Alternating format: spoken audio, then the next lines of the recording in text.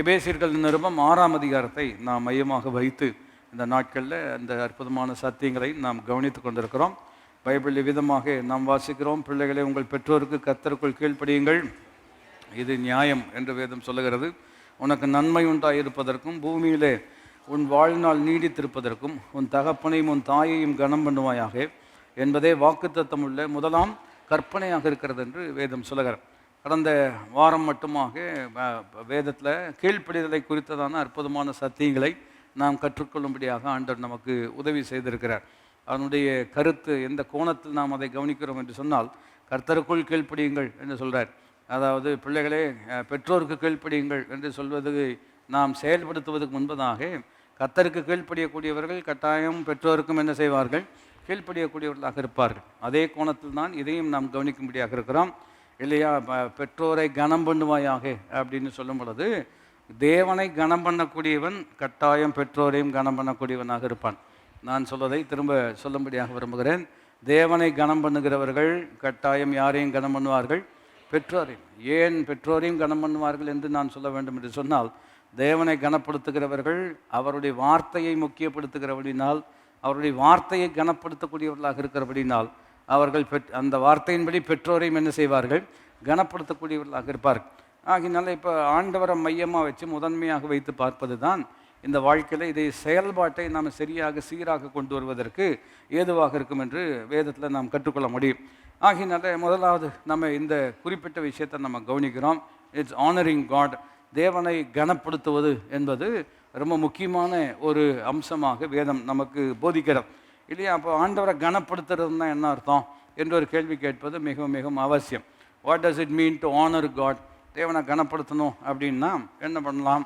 இப்போ உதாரணத்துக்கு சொல்ல வேண்டும் என்று சொன்னால், நம்மத்தில் வந்திருக்கிற விருந்தினரை நாம் கனப்படுத்தக்கூடிய முக்கியமான நேரம் இப்பொழுது அவர்கள் சால்வை அணிவித்து அவர்களை என்ன செய்வார்கள்? கனப்படுத்துவார்கள் அப்படின்னு சொல்லும்போது நம்ம புரிஞ்சுக்கிறோம். வந்தவங்களுக்கு இல்லையா, ஏசி வேறு அன்னைக்கு பார்த்து ஜாஸ்தி வச்சுருந்தாங்க, சால்வை போட்டினோடனே ரொம்ப கனப்படுத்தினது போல் இருக்குது சார், சந்தோஷம். அவள் கனப்படுத்தும்படி அவர்களுக்கு மாலை அணிவிப்பார்கள். இதெல்லாம் ஒரு காலத்தில் நம்ம சர்ச்சில் கூட நம்ம செஞ்சுட்டு இருந்தோம். மாலை அணிவிக்கிறது என்ன, பூக்குத்து கொடுப்பது என்ன, இதெல்லாமே அவர்களை கனப்படுத்தல். இன்னொரு வகையில் அவர்களை கனப்படுத்தணும் அப்படின்னு சொன்னோம்னா, அவர்கள் அவளை சரியான விதத்தில் வரவேற்று அவளுக்கு கொடுக்க வேண்டிய இடத்த என்ன செய்ய வேண்டும்? சரியான இடத்துல அவங்கள உட்கார வச்சு அவங்கள பராமரித்து கடைசி வரைக்கும் இல்லையா அவங்கள சரியான முறையில் கவனிப்பது அவர்களை கனப்படுத்துவதற்கு ஏதுவாக இருக்கிறோம். சரி, இப்போ இன்றைக்கி மாலை ஆராதனையில் வந்திருக்கிற நம்முடைய தேவனை நாம் கனப்படுத்த போகிறோம் அப்படின்னு சொன்னால், எப்படி சால்வை போத்தலாமா, பூக்குத்து கொடுக்கலாமா, எப்படி நீங்கள் அவரை கனப்படுத்த போகிறீங்க? உங்கள் குடும்பத்தில் அவர் தான் தலைவராக இருக்கிறார். கிறிஸ்து இந்த வீட்டுக்கு என்னவாக இருக்கிறார்? தலைவராக இருக்கிறார். அவரை எப்படி கனப்படுத்தலான்னு நீங்கள் நினைக்கிறீங்க? உங்களுக்கு எனக்கும் உயிர் கொடுத்தவரே அவர்தான். அவர்தான் நம்முடைய ஜீவனும் தீர்க்க ஆயுசுமாக இருக்கிறார். அவரை கனப்படுத்தணுன்னா எப்படி கனப்படுத்தலான்னு நினைக்கிறீங்க இல்லையா? இதெல்லாமே ஒரு அற்புதமான ஒரு கேள்வி. இதனுடைய பதில் நம்முடைய வாழ்க்கையை வைத்து கர்த்தரை கனப்படுத்துகிறோம் இல்லையா? நமக்கு உண்டான எல்லாவற்றை கொண்டும் அவரை கனப்படுத்துவது மிக முக்கியமான ஒரு விஷயமாக வேதம் சொல்லுகிறத நம்ம கவனிக்கிறோம். அதில் ஒரு அடிப்படையான ஒரு பிரமாணத்தை தான் இன்றைக்கி நம்ம கவனிக்கும்படியாக இருக்கிறோம் இல்லையா? மத்தேயு சுவிசேஷம் 6வது அதிகாரம் 33வது வசனம் எல்லாருக்கும் மிகவும் அறிமுகமான அற்புதமான தேவனுடைய வார்த்தை. கவலைப்படுகிறத குறித்து பேசிகிட்டு இருக்கிறார் 6ஆம் அதிகாரத்தினுடைய பிற்பகுதியில். அந்த கவலையை மேற்கொள்ளுவதற்கு தான் ஒரு அற்புதமான ஒரு சொல்யூஷன் இல்லையா, ஒரு அற்புதமான பரிகாரம் சொல்லும் பொழுது தான் பாருங்கள் 33ஆம் வசனத்தில் நம்ம வருகிறோம் இல்லையா? 32 வரைக்கும் அஞ்ஞானிகள் நாடுகிறார்கள், தேடுகிறார்கள், கவலைப்படுகிறார்கள். ஆனால் நீங்கள் அப்படி கவலைப்படணும்னு என்ன கிடையாது, அவசியம் கிடையாது. இவைகள் உங்களுக்கு தேவை என்பதை உங்கள் பரமபிதா என்ன செய்திருக்கிறார்? அறிந்திருக்கிறார் என்று சொல்லும் பொழுது, இப்போ அவரை கனப்படுத்த வேண்டும், அவரை மையப்படுத்தணும், அவரை முக்கியப்படுத்தணும் அப்படின்னு சொல்லும் பொழுது, கவலையை ஜெயிக்கணும்னா அவரை மையப்படுத்தினால்தான் நீங்கள் என்ன செய்ய முடியும்? ஜெயிக்க முடியும். அதற்கு சொல்லப்படக்கூடிய ஒரு வழிமுறை தான் 33ஆம் வசனம். பைபிள் சொல்லுகிறது, இணைந்து நாம் வாசிக்கும்படியாக இருக்கிறோம். முதலாவது தேவனுடைய ராஜ்யத்தையும் அவருடைய நீதியும் தேடுங்கள், அப்பொழுது இவைகளெல்லாம் உங்களுக்கு கூட கொடுக்கப்படும் என்று சொல்கிறார். அப்போ இந்த முதலாவது தேவன் என்ன இருக்கிறது அல்லவா? God comes first. Honouring God is to keep God first. தேவனை கனப்படுத்துவது என்று சொன்னால், தேவனை நம்முடைய வாழ்க்கையிலே முதன்மைப்படுத்துவது தான் தேவனை கனப்படுத்துவதற்கு ஏதுவாக இருக்கிறது. உங்கள் வீட்டில் ஒரு கல்யாணம் வருகிறது என்று சொன்னால் இல்லையா, அப்போது ஒருத்தங்களை கனப்படுத்தணும்னு விரும்புகிறோம். அப்போ முதல் பத்திரிக்கை யாருக்கு வைக்கணுங்கிறதுல ஒரு முக்கியமான அது ஒரு ஒரு நல்ல வழிமுறை தான். அப்போ முதல் பத்திரிக்கை யாருக்கு வைக்கணும்னா, குடும்பத்தில் யாருக்கு ரொம்ப கனத்தை கொடுக்கணும்னு நீங்கள் விரும்புகிறீங்களோ அவங்களுக்கு முதலாவது பத்திரிக்கை என்ன செய்வார்கள், வைப்பது. அது ஒரு வழியாக இருக்கிறது. அதுதான் நம்ம போதகராக இருக்கிறதுனால சில நேரம் முதல் பத்திரிக்கை யாருக்கு தான் வரும், இங்கே தான் கொண்டு வந்து கொடுப்பாங்க இல்லையா. ஃபஸ்ட்டு பத்திரிக்கை உங்களுக்கு கொடுத்துட்டு ஜோம் பண்ணிவிட்டு அதுக்கப்புறம் தான் மற்றவங்களுக்கு கொடுக்கணும்னு விரும்புகிறோம். இது ஒரு வகையில் போதகரை கனம் பண்ணுவதற்கு ஏதுவான ஒரு முறையாக இருக்கிறது. அப்போ இதை நம்ம புரிஞ்சுருக்கிறோம். இப்போது ஆண்டவரை கனம் பண்ணணும் அப்படின்னு சொல்லும் பொழுது பைபிள் ரொம்ப அற்புதமாக சொல்லுகிறது. முதலாவது தேவனுடைய ராஜ்யம், அந்த முதலாவது ராஜ்யம் பின்ன நம்ம கவனிப்போம். முதலாவது தேவன், அதுதான் அதனுடைய எளிமையான முக்கியப்படுத்த வேண்டிய வார்த்தையாக இருக்கிறது. God comes first. அதனால் தமிழ் வார்த்தையே சொல்லுவோம், முதலாவது தேவன். எல்லாரும் இணைந்து சொல்லுங்கள், முதலாவது தேவன். அப்போ நம்ம வாழ்க்கை கனத்துக்குரியதாக இருக்கணும் அப்படின்னு சொன்னோம்னா முதலாவது தேவன் இல்லையா, காட் கம்ஸ் ஃபர்ஸ்ட். அது எப்படி நம்முடைய வாழ்க்கையில் செயல்படுத்துகிறோம் என்பது ரொம்ப ரொம்ப முக்கியம். சில நேரங்கள் நம்முடைய வாழ்க்கையை கவனித்து பார்ப்போம் என்று சொன்னால் நம்முடைய சுய இச்சையின்படி நம்ம செய்கிறோம், நம்ம விருப்பத்தின்படி செய்கிறோம் இல்லையா. நாம் செய்ய முற்பட்டு செய்து கொண்டு இருக்கும் பொழுது அதில் சிக்கல் ஏதாவது வந்து அதை நம்மளால் சமாளிக்க முடியல அப்படின்னு சொன்னால் தான் யார்கிட்ட வருவோம், ஆண்டவர்கிட்ட வந்து, ஆண்டவரே தெரியாமல் இதை பண்ணிட்டேன், நீர் இப்பொழுது எனக்கு என்ன செய்ய வேண்டும், உதவி செய்ய வேண்டும். அப்போவும் ஆண்டவர் ரொம்ப இரக்கமுள்ளவர், கிருபையுள்ளவர், கட்டாயம் உதவி செய்யக்கூடியவராக தான் இருக்கிறார். ஆனால் சத்தியம் தெரிந்தவர்களாக இருக்கிறபடினால நாம் பாதியில் ஆண்டவர்கிட்ட வரக்கூடியவர்கள் அல்ல, அல்லது கடைசியில் ஆண்டவரிடம் வரக்கூடியவர்கள் அல்ல. பைபிள் சொல்லுகிறது முதலாவது நாம் எங்கே தான் ஆரம்பிக்கணும், தேவனிடத்தில் தான் ஆரம்பிக்க வேண்டும். நீதிமொழிகள் 1ஆவது அதிகாரம் 7ஆம் வசனம் எல்லாருக்கும் தெரிந்த அற்புதமான வார்த்தை. அது இவ்விதமாக சொல்லுது, கர்த்தருக்கு பயப்படுதலே ஞானத்தினுடைய ஆரம்பம் என்று இருக்கிறோம். ஒரு ஆங்கில மொழிபெயர்ப்பு எப்படி சொல்லுகிறது என்று கேட்டால், wisdom begins when you keep God first. அதாவது ஞானம் எப்பொழுது ஆரம்பிக்கிறது என்று சொன்னால், நீங்கள் தேவனை முதலாவது வைக்கும் பொழுது தான் ஞானமே என்ன செய்கிறது, ஆரம்பிக்கக்கூடியதாக இருக்கார். அப்போ இந்த உலகத்தில் நாம் இப்படி சொல்கிற வார்த்தையெல்லாம் கேட்டுருக்கோம், அறிவில்லையா, கொஞ்சம் கூட ஞானமே கிடையாதான் அப்படின்னு எல்லாம் சொல்கிறாங்கல்லவா. அதை எப்போ சொல்லுவாங்கன்னு சொன்னோம்னா, ஒரு விஷயத்தை தவறாக கையாளும் பொழுது, செய்ய வேண்டிய முறைமையில் செய்யாமல் போகும் பொழுது, அதனால் விளைவுகள் ஏற்படும் பொழுது திட்டும்போது இப்படி சொல்லுவாங்க, உங்களுக்கெல்லாம் கொஞ்சம் கூட ஞானம் இல்லையா, இதெல்லாம் யோசிக்கிறது கிடையாதா அப்படின்னு சொல்கிறதெல்லாம் கேட்டிருக்கலாம். ஆனால் நான் இங்கே சொல்கிறேன், வேதம் நமக்கு போதிக்கக்கூடிய விஷயம் என்று கேட்டால், ஞானம் எப்பொழுது ஆரம்பிக்கிறது என்று கேட்டால், when does wisdom begin இல்லையா. நம்முடைய பிள்ளைங்கள்லாம் நாளைக்கு எக்ஸாம் எழுதுகிறாங்க சிலர் இல்லையா, அந்த அவங்களுக்கு ஆண்டவரே நல்ல ஞானத்தை தருவீராக அப்படின்னு நம்ம ஜோம் பண்ணுறோம், அது சரிதான். ஆனால் ஞானம் எப்படி ஆரம்பிக்கும்னு நினைக்கிறீங்க இல்லையா. பைபிளில் ரொம்ப எளிமையாக போடப்பட்டிருக்குது, கர்த்தருக்கு பயப்படுதலே. இந்த பயப்படுதல் என்று சொல்லும் பொழுது உலகம் சொல்லக்கூடிய பயத்துக்கும் பைபிள் சொல்லக்கூடிய பயத்துக்கும் என்ன இருக்கிறது, வித்தியாசம் இருக்கிறது. உலகத்தில் பயம், சாமி பயம் அப்படின்னு சொன்னாங்கன்னா சாமி கண்ணை குத்திடுங்கிற அந்த ஒரு கண்ணோட்டத்தில் தான் அவங்க சொல்லுவாங்க.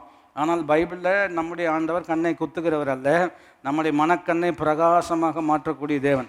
பிரகாசமாக இருக்கிறதுனால எதை முதன்மைப்படுத்த வேண்டும் என்கின்ற தெளிவை கர்த்தர் நமக்கு தரக்கூடியவராக இருக்கிறார். அப்போது wisdom begins when you keep God first. ஞானம் எப்பொழுது ஆரம்பிக்கிறது என்று கேட்டால், தேவனை நம்முடைய வாழ்க்கையில் வைக்க வேண்டிய இடத்துல நாம் வைக்கும் பொழுது தான் நம்முடைய வாழ்க்கையில் ஞானமே ஆரம்பிக்கக்கூடியதாக இருக்கிறது. அப்போ உலக ஞானமெல்லாம் இருக்குது, அதெல்லாம் ஏகப்பட்ட பேருக்கு நல்ல சாமர்த்தியம் இருக்கிறது, நல்ல திறமை இருக்கிறது, அவங்க நிறைய விஷயங்களை சாதிக்கக்கூடியவர்களாக இருப்பார்கள். ஆனால் மறுபடியும் நாம் கற்றுக்கொள்ள கொண்டிருக்கக்கூடிய சத்தியத்தை நினைப்பூட்ட வேண்டும் என்று சொன்னால், தேவ சித்தம் செய்வது தான் சாதனை, தேவ சித்தம் செய்வது தான் நமக்கு வெற்றி. இந்த உலகம் முழுவதையும் ஒரு மனிதன் ஆதாயப்படுத்தி கொண்டாலும் தன் ஜீவனை நஷ்டப்படுத்தினால் அவனுக்கு லாபம் என்ன இல்லையா. எல்லாத்தையும் ஜெயிக்க முடியும், எல்லாத்தையும் சாதிக்க முடியும். ஆனால் கடைசியில் தன் ஆத்மாவை அவன் நஷ்டப்படுத்தினால் அது அவனுக்கு லாபமாக இருப்பதற்கு வாய்ப்பே கிடையாது. அப்போ நம்ம வாழ்க்கை, நம்முடைய பிள்ளைகள் வாழ்க்கை, நம்முடைய குடும்பம் ஆசீர்வாதமாக இருக்க வேண்டும் என்று சொன்னால், பாருங்கள், கர்த்தரை முதலாவது வைப்பது ரொம்ப அவசியம் என்று வேதம் சொல்லுகிறது இல்லையா. Starting with God is the beginning of wisdom. தேவனை வைத்து தேவனை மையப்படுத்தி ஆரம்பிப்பது தான் ஞானத்தினுடைய முதலாவது படியாக இருக்கிறது என்று வேதம் நமக்கு சொல்லுகிறத நம்ம கவனிக்கிறோம். அதை நான் இவ்விதத்தில் சொல்லும்படியாக விரும்புகிறேன். If you are not starting with God, you are starting in the wrong point. நான் சொல்ல விளங்கிக் கொள்ள முடிகிறதா? தேவனை வைத்து, தேவனை மையமாக வைத்து, முதன்மையாக வைத்து நீங்கள் ஆரம்பிக்காவிட்டால் நீங்கள் ஆரம்பிக்கிற ஆரம்பமே தவறான நிலையில தான் என்ன செய்கிறோம், ஆரம்பிக்கிறோம். பழமொழி நமக்கு உதவிக்கு வருகிறது. முதல் கோணல் முற்றிலும் எப்படி இருக்கிறது, கோணல். அப்போ முதல்ல ஆரம்பிக்கிறதே தப்பாக ஆரம்பிச்சிட்டோம் என்று சொன்னோம்னா, அப்போ அங்கேருந்து போகக்கூடிய முறைமை எப்படி தான் இருக்கும், அது தவறாக தான் இருக்குங்கிறத நம்ம கவனிக்கிறோம். இப்போ if you are not starting with God, தேவனை வைத்து நாம் அவரை முதன்மைப்படுத்தாமல் ஆரம்பிப்போம் என்று சொன்னால் தவறு என்று நான் சொல்லியிருக்கிறேன்.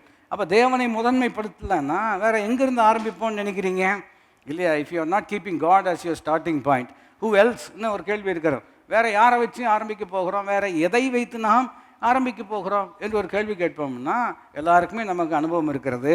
நான் என்ன நினைக்கிறேன்னா அப்படின்னு ஆரம்பிப்பாங்க. சிலர் எப்படி ஆரம்பிப்பாங்க, நான் என்ன நினைக்கிறேன்னா அப்படின்னா, நீங்கள் முக்கியம் இல்லைன்னு சொல்லலை, நீங்கள் நினைக்கிறதும் முக்கியம் இல்லைன்னு சொல்லலை, அதை காட்டின முக்கியமானவர் ஒருவர் இருக்கிறாருங்கிறத நம்ம என்ன செய்ய வேண்டும், புரிந்து கொள்ள வேண்டும். அப்போ ஆண்டவரை வச்சு ஆரம்பிக்கல அப்படின்னு சொன்னோம்னா நம்ம யாரை வச்சு தான் ஆரம்பிக்க போகிறோம், நம்மை வைத்து தான் என்ன செய்ய போகிறோம். எனக்கு இது வேணும், நான் இதை செய்யணும்னு நினைக்கிறேன், ஆகினால நான் இப்படி என்ன செய்ய போகிறேன், செயல்பட போகிறேன் அப்படின்னு ஒரு மனிதன் ஆரம்பிக்கிறான். ஏன் ஆரம்பித்தா என்ன தப்பு அப்படின்னு ஒரு கேள்வி கேட்டிங்கன்னா, நீதிமொழிகள் வசனம் இருக்கிறது, மனுஷனுக்கு செம்மையாய் தோன்றுகின்ற வழிகள் உண்டு, அவனை பொறுத்த வரைக்கும் அது சரின்னு தான் அவனுக்கு தோணும், ஆனால் முடிவு எப்படி இருக்கும், அது மரணம் என்று இருக்கிற. மரணம்னா என்ன அர்த்தம்னா, பல முறை கற்றுக்கொண்டது போல் மரித்து போவதல்ல. மரணம் என்று சொன்னால் every thing that is negative இல்லையா, தெய்வீகமற்ற எல்லா விஷயங்களும் ஒன்றிணைந்து வரும். அவனுடைய உச்சக்கட்ட முடிவு தான் ஒரு மனிதனுடைய வாழ்க்கையினுடைய முற்றுப்புள்ளியாகி மரணம் அவனுடைய வாழ்க்கையில் என்ன செய்கிறது, ஏற்படக்கூடியதாக இருக்கிறது. அப்போ if you are starting with self, நம்மை மையமாக வைத்து ஆரம்பிப்போம் என்று சொன்னால் ஆரம்பமே எப்படி இருக்கிறதுங்க, தப்பாக இருக்கிறது. அப்போ ஒரு தீர்மானம் எடுக்கணும் இல்லையா, ஒரு கல்யாண விஷயம் இருக்கிறது, கல்யாண விஷயம் வருதுன்னு சொல்லும் பொழுது இல்லையா, பொண்ணு முக்கியம், மாப்பிள்ளை முக்கியம், பெற்றோர் முக்கியம், எல்லாருமே முக்கியம்தான். ஆனால் யாரை மையப்படுத்தி ஆரம்பிப்பது, சொல்லுங்கள் சொல்லுங்கள், யாரை மையப்படுத்தி ஆரம்பிப்பது, தேவனை தான் முதன்மைப்படுத்த வேண்டும், அவரை தான் முக்கியப்படுத்தணும், அவரை தான் மையப்படுத்தணும். ஆண்டவரே, இந்த விஷயத்தை நாங்கள் சிந்திக்க ஆரம்பிப்பதற்கு முன்பதாகவே நாங்கள் உம்மை முதன்மைப்படுத்துகிறோம் இல்லையா. Wisdom begins when you start with God. தேவனை வைத்து ஆரம்பித்தால்தான் ஞானமே என்ன செய்யும், ஆரம்பிக்கக்கூடியதாக இருக்கிறது. அப்போ கவனித்து நாம் பார்ப்போம் என்று சொன்னால் பாருங்கள், நிறைய பேர் நம்ம என்ன பண்ணுறோம், நம்மை சுயமாக வைத்து ஆரம்பிக்கிறோம். எரேமியா புஸ்தகத்தில் 17ஆம் அதிகாரத்தை கவனித்து பார்ப்பீர்கள் என்று சொன்னால் அப்படி ஆரம்பித்து என்ன நடக்கும்னு போட்டிருக்கிறது இல்லையா. அதனுடைய வார்த்தைகளை நாம் கவனிப்பது ரொம்ப அவசியம். எரேமியா 17ஆவது அதிகாரத்தில் 5ஆம் வசனத்தில் நம்ம கவனிப்போம் என்று சொன்னால், மனுஷன் மேல் நம்பிக்கை வைத்து மாம்சமானதை தன் புயபலமாக்கி கொண்டு. அப்போது அவர் யாரை மையமாக இருக்கிறாரு, மனுஷன்னா இவர் மனுஷன் தானே இல்லையா, மனுஷனை மையப்படுத்தி தன் மாம்சமானதை தன்னுடைய புயபலமாக்கி அப்படின்னு சொன்னால் என்ன அர்த்தம்னா, இஸ் ஓன் ஸ்ட்ரென்த். அவன் யாரை சார்ந்து கொடுக்குறான், அவனுடைய பலத்தை சார்ந்து கொடுக்குறான். நான் நல்ல நீதிமொழிகளில் சொல்லியிருக்கிறது, உன் சுய புத்தியின் மேல் சாயாதே, உன்னை ஞானி என்று என்ன செய்யாதே என்ன அதன்னு சொல்கிறார். அப்படின்னா நமக்கு புத்தி இல்லைன்னு அர்த்தம் கிடையாது, புத்தி இருக்கும் என்று சொன்னால் இல்லையா. பாருங்கள், ஞானவான் தன் ஞானத்தை குறித்து மேன்மை பாராட்டாதிருப்பானாக, மேன்மை பாராட்டுகிறவன் கர்த்தர் உண்டென்றும் அவரை அறிந்து உணர்ந்திருக்கிறேன் என்றும் என்ன செய்ய வேண்டும், மேன்மை பாராட்ட வேண்டும் என்று இதே எரேமியா புஸ்தகத்தில் நம்ம கவனிக்க முடியும். 5ஆம் வசனம், மனுஷன் மேல் நம்பிக்கை வைத்து மாம்சமானதை தன் புயபலமாக்கி கொண்டு. இதை செஞ்சாலே என்ன நடக்கும் என்று கேட்டால், முன்னொரு ஒரு கூடுகையில் இந்த வசனத்தை நம்ம கவனித்திருக்கிறோம். எப்படி நம்முடைய இருதயம் விலகுகிறது இல்லை, எப்படி விலகுகிறது, அந்த மையத்திலிருந்து நம்ம எப்படி விலகுகிறோம் என்று கவனித்து பார்ப்போம் என்று சொன்னால், மனுஷன் மேலே நம்பிக்கை வைத்து நம்முடைய மாம்ச பலனை நாம் சார்ந்து கொள்வோம் என்று சொன்னால் என்ன நடக்கிறது என்று கேட்டால், கர்த்தரை விட்டு விலகக்கூடிய ஒரு இருதயம் இல்லையா. இருதயம் உள்ள மனுஷன் அவன் எப்படிப்பட்டவனாக இருக்கிறான், சபிக்கப்பட்டவனாக இருக்கிறான் என்று இருக்கார். அப்போ ஆண்டவர் இருக்கிறாரு, ஆனால் ஆண்டவர் விட்டு நம்ம விலகுறோம். எப்படி விலகுகிறோம் என்று கேட்போம் என்று சொன்னால், அவரை மையப்படுத்தாமல், அவரை முக்கியப்படுத்தாமல், என்னையும் என்னுடைய எண்ணங்களையும் மனிதர்களுடைய எண்ணத்தையும் நான் முக்கியப்படுத்துவேன் என்று சொன்னால், நான் யாரை விட்டு விலகக்கூடியவனாக இருக்கிறேன், தேவனை விட்டு விலகக்கூடியவனாக இருக்கிறேன். அப்போது அவரை முதன்மைப்படுத்துவது தான் அவரை கனப்படுத்துவது என்று சொன்னால், அவரை முதன்மைப்படுத்தாமல் என்னை முதன்மைப்படுத்தும் பொழுது நான் யாரை கனப்படுத்துகிறேன், என்னதான். I value my opinion more than what God says. அவர் என்ன சொல்லுகிறார் என்பதை பார்க்கலாம், நான் என்ன சொல்லுகிறேன் என்பதை தான் நான் என்ன பண்ணுகிறேன், ரொம்ப முக்கியத்துவம் கொடுக்குறேன். ஏன் அப்படி கொடுக்கக்கூடாதா, ஏன் இதில் சுயமரியாதைன்னு ஒன்று இருக்கிறது அல்லவா. ஆமாம், அதெல்லாம் இருக்கிறது. ஆனால் நீங்கள் யார், அவர் யார் என்பதை புரிந்து கொண்டால் அவருக்கு தான் சகல கனமும் துதியும் மகிமையும் என்றென்றைக்கும் உரியதாக இருப்பது என்பதை நாம் விளங்கிக் கொள்ள முடியும். அப்படி விலகினோம்னா என்ன நடக்கும் பாருங்க, அடுத்த வசனத்தை கவனித்து பார்த்தீங்கன்னா வேதம், அவன் அவாந்திர வெளியில் கரதையான செடியை போலிருந்து நன்மை வருகிறதை காணாமல் வனாந்தரத்தின் வறட்சியான இடங்களிலும் கொடியில்லாத உவர் நிலத்திலும் என்ன செய்வான், தங்கியிருப்பான். அதாவது அவன் அவாந்திர வெளியில் கரதையான செடியை போல் அப்படின்னு சொன்னோம்னா டுவாஃப்ட் குரோத்துன்னு சொல்லுவாங்க. அதாவது இப்போ பொதுவாகவே பாலைவனத்தில் இருக்கக்கூடிய செடிகளெல்லாம் கவனித்து பார்ப்பீர்கள் என்று சொன்னால் ஹைட் இருக்காது. பார்த்துருக்கீங்களா? எல்லாம் எப்படி தான் இருக்கும், கட்ட கட்டையாக இருக்கும் இல்லையா? அந்த அந்த நிலப்பரப்புக்கு அதுதான் வளர்ச்சி. இப்போ பைபிளில் எரேமியா எப்படி சொல்கிறார் என்று சொன்னால், ஆண்டவரை விட்டு விலகினோம்னா வளர்ச்சி நம்முடைய வாழ்க்கையில் இருக்க வேண்டிய விதமாக இருக்கார். இதை விளங்கி கொள்வதற்கு இன்னொரு வசனத்தை சொல்ல வேண்டும் என்று சொன்னால், நீதிமான் பனையை போல் செழித்து. பணம் எப்படி இருக்குங்க, கட்ட கட்டையாக இருக்குமா, நெட்டையாக இருக்குமான்னு கேட்டால் என்ன சொல்லலாம், அதெல்லாம் உயரமாக இருக்கும். அதெல்லாம் இந்த சுனாமி வந்த காலத்தில் ஒருவருடைய சாட்சி இப்படியாக அடித்த வேகத்தில் அவனை தூக்கி போட்டதில் அவர் பெரிய பனை மரத்தில் போய் பிடிச்சிக்கிட்டார். அப்படி தான் வாழ்க்கையில் தப்புனதாக ஒருவர் சொல்ல கேட்டிருக்கிறேன். எதுக்கு இந்த உதாரணம் சொல்கிறோம், வாழ்க்கையில் வளர்ச்சியே இல்லைங்க இல்லையா? டுவாஃப்ட் குரோத் அப்படின்னு சொன்னோம்னா, அதாவது சில ஆட்கள் குட்டையாக இருப்பாங்கல்லவா, அவங்கள வந்து என்ன சொல்லுவாங்க, வெட்டத்தை பிடிச்சி தொங்குனீன்னா இல்லையா, இந்த கொட்டையாக இருக்கணும் வெட்டத்தை பிடிச்சி தொங்குனா என்ன ஆயிரும், நல்லா ஹைட் வரும். அவனும் தொங்கி தொங்கி கடைசியில் வெட்டம்தான் கீழே வந்ததே தவிர இவன் வாழ்க்கையில் என்ன செஞ்சதில்லை. அது அவ்வளவுதான். நான் சொல்ல உங்களுக்கு புரிகிறதா? நம்ம வாழ்க்கையில் கர்த்தர் நம்மை பாருங்கள், கீழாகாமல் மேலாவைன்னு சொல்கிறார். எப்போ மேலாக முடியும், மேல் ஆக்குறவரையே நம்ம ஒதுக்கி வச்சுட்டோம் அப்படின்னு சொன்னோம்னா அப்புறம் எப்படி மேலாக முடியும் இல்லையா? பைபிளில் இருக்கிறதெல்லாம், நான் ஏறுவேன், நான் அவருக்கு மேல் சிங்காசனம் போடுவேன், நான் அப்படி இருப்பேன், நான் இப்படி இருப்பேன் அப்படின்னு ஒரு நபர் பேசி கொண்டிருந்தார்.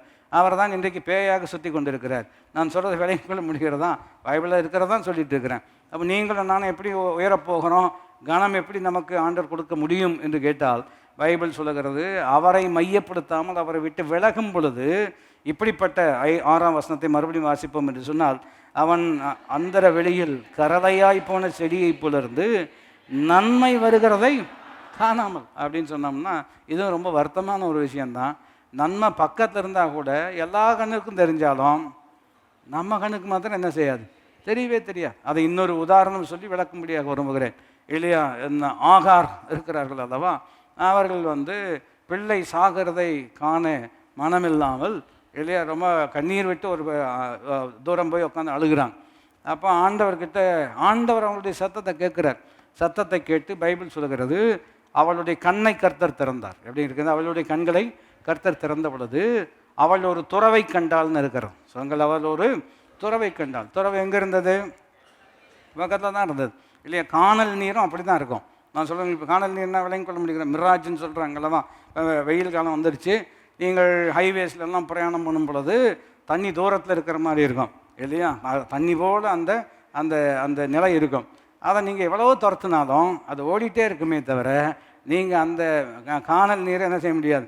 அதனால தான் பெர்க்மன் செய்ய ஒரு பாடல் வரி இப்படி இருக்கிற, கவர்ச்சி எல்லாம் என்ன தடவினாலும் என்ன பூசினாலும் கவர்ச்சி எல்லாம் ஒரு காணல் நீர் கடந்து போகும் சீக்கிரத்தில்னு சொல்லியிருக்கிறது அல்லவா. இப்போ ஊற்று எங்கே இருக்கிறது, இது காணல் நீர் கிடையாது, இது என்னதுங்க, ஊற்று. எங்கே தான் இருக்கிறது, அருகாமையில் தான் இருக்கிறது. நான் சொல்கிறேன், உங்களுடைய நன்மை தூரத்தில் அல்ல, உங்கள் நன்மை அருகாமையில் தான் இருக்கிறது. இன்னும் சொல்லணும்னா அவர் தான் நம்முடைய வாழ்க்கையின் நன்மையை. அவர் எங்கே இருக்கிறார் என்று கேட்டால் எனக்குள் இருக்கிறார், நான் அவருக்குள் இருக்கிறேன். இந்த மையத்தையும் முக்கியத்துவத்தையும் கர்த்தருக்கு கொடுக்கும் பொழுது நன்மை வருகிறதை நான் காண்பேன். அதனால தான் பைபிள் சொல்லியிருக்கிறது, அதாவது I will see the goodness of God in the land of the living. ஜீவனுள்ளது ஒரு தேசத்தில் நன்மையை காண்பேன் என்று விசுவாசியாக இருந்தால் கெட்டு போயிருப்பேன். நான் சொல்லுகிறேன், நீங்களும் நானும் நன்மையை காண்போம். ஏனென்றால் நம்மை சார்ந்து கொள்ளக்கூடியவர்கள் அல்ல, நாம் யாரை சார்ந்திருக்கிறோம், கர்த்தரை சார்ந்திருக்கிறோம்.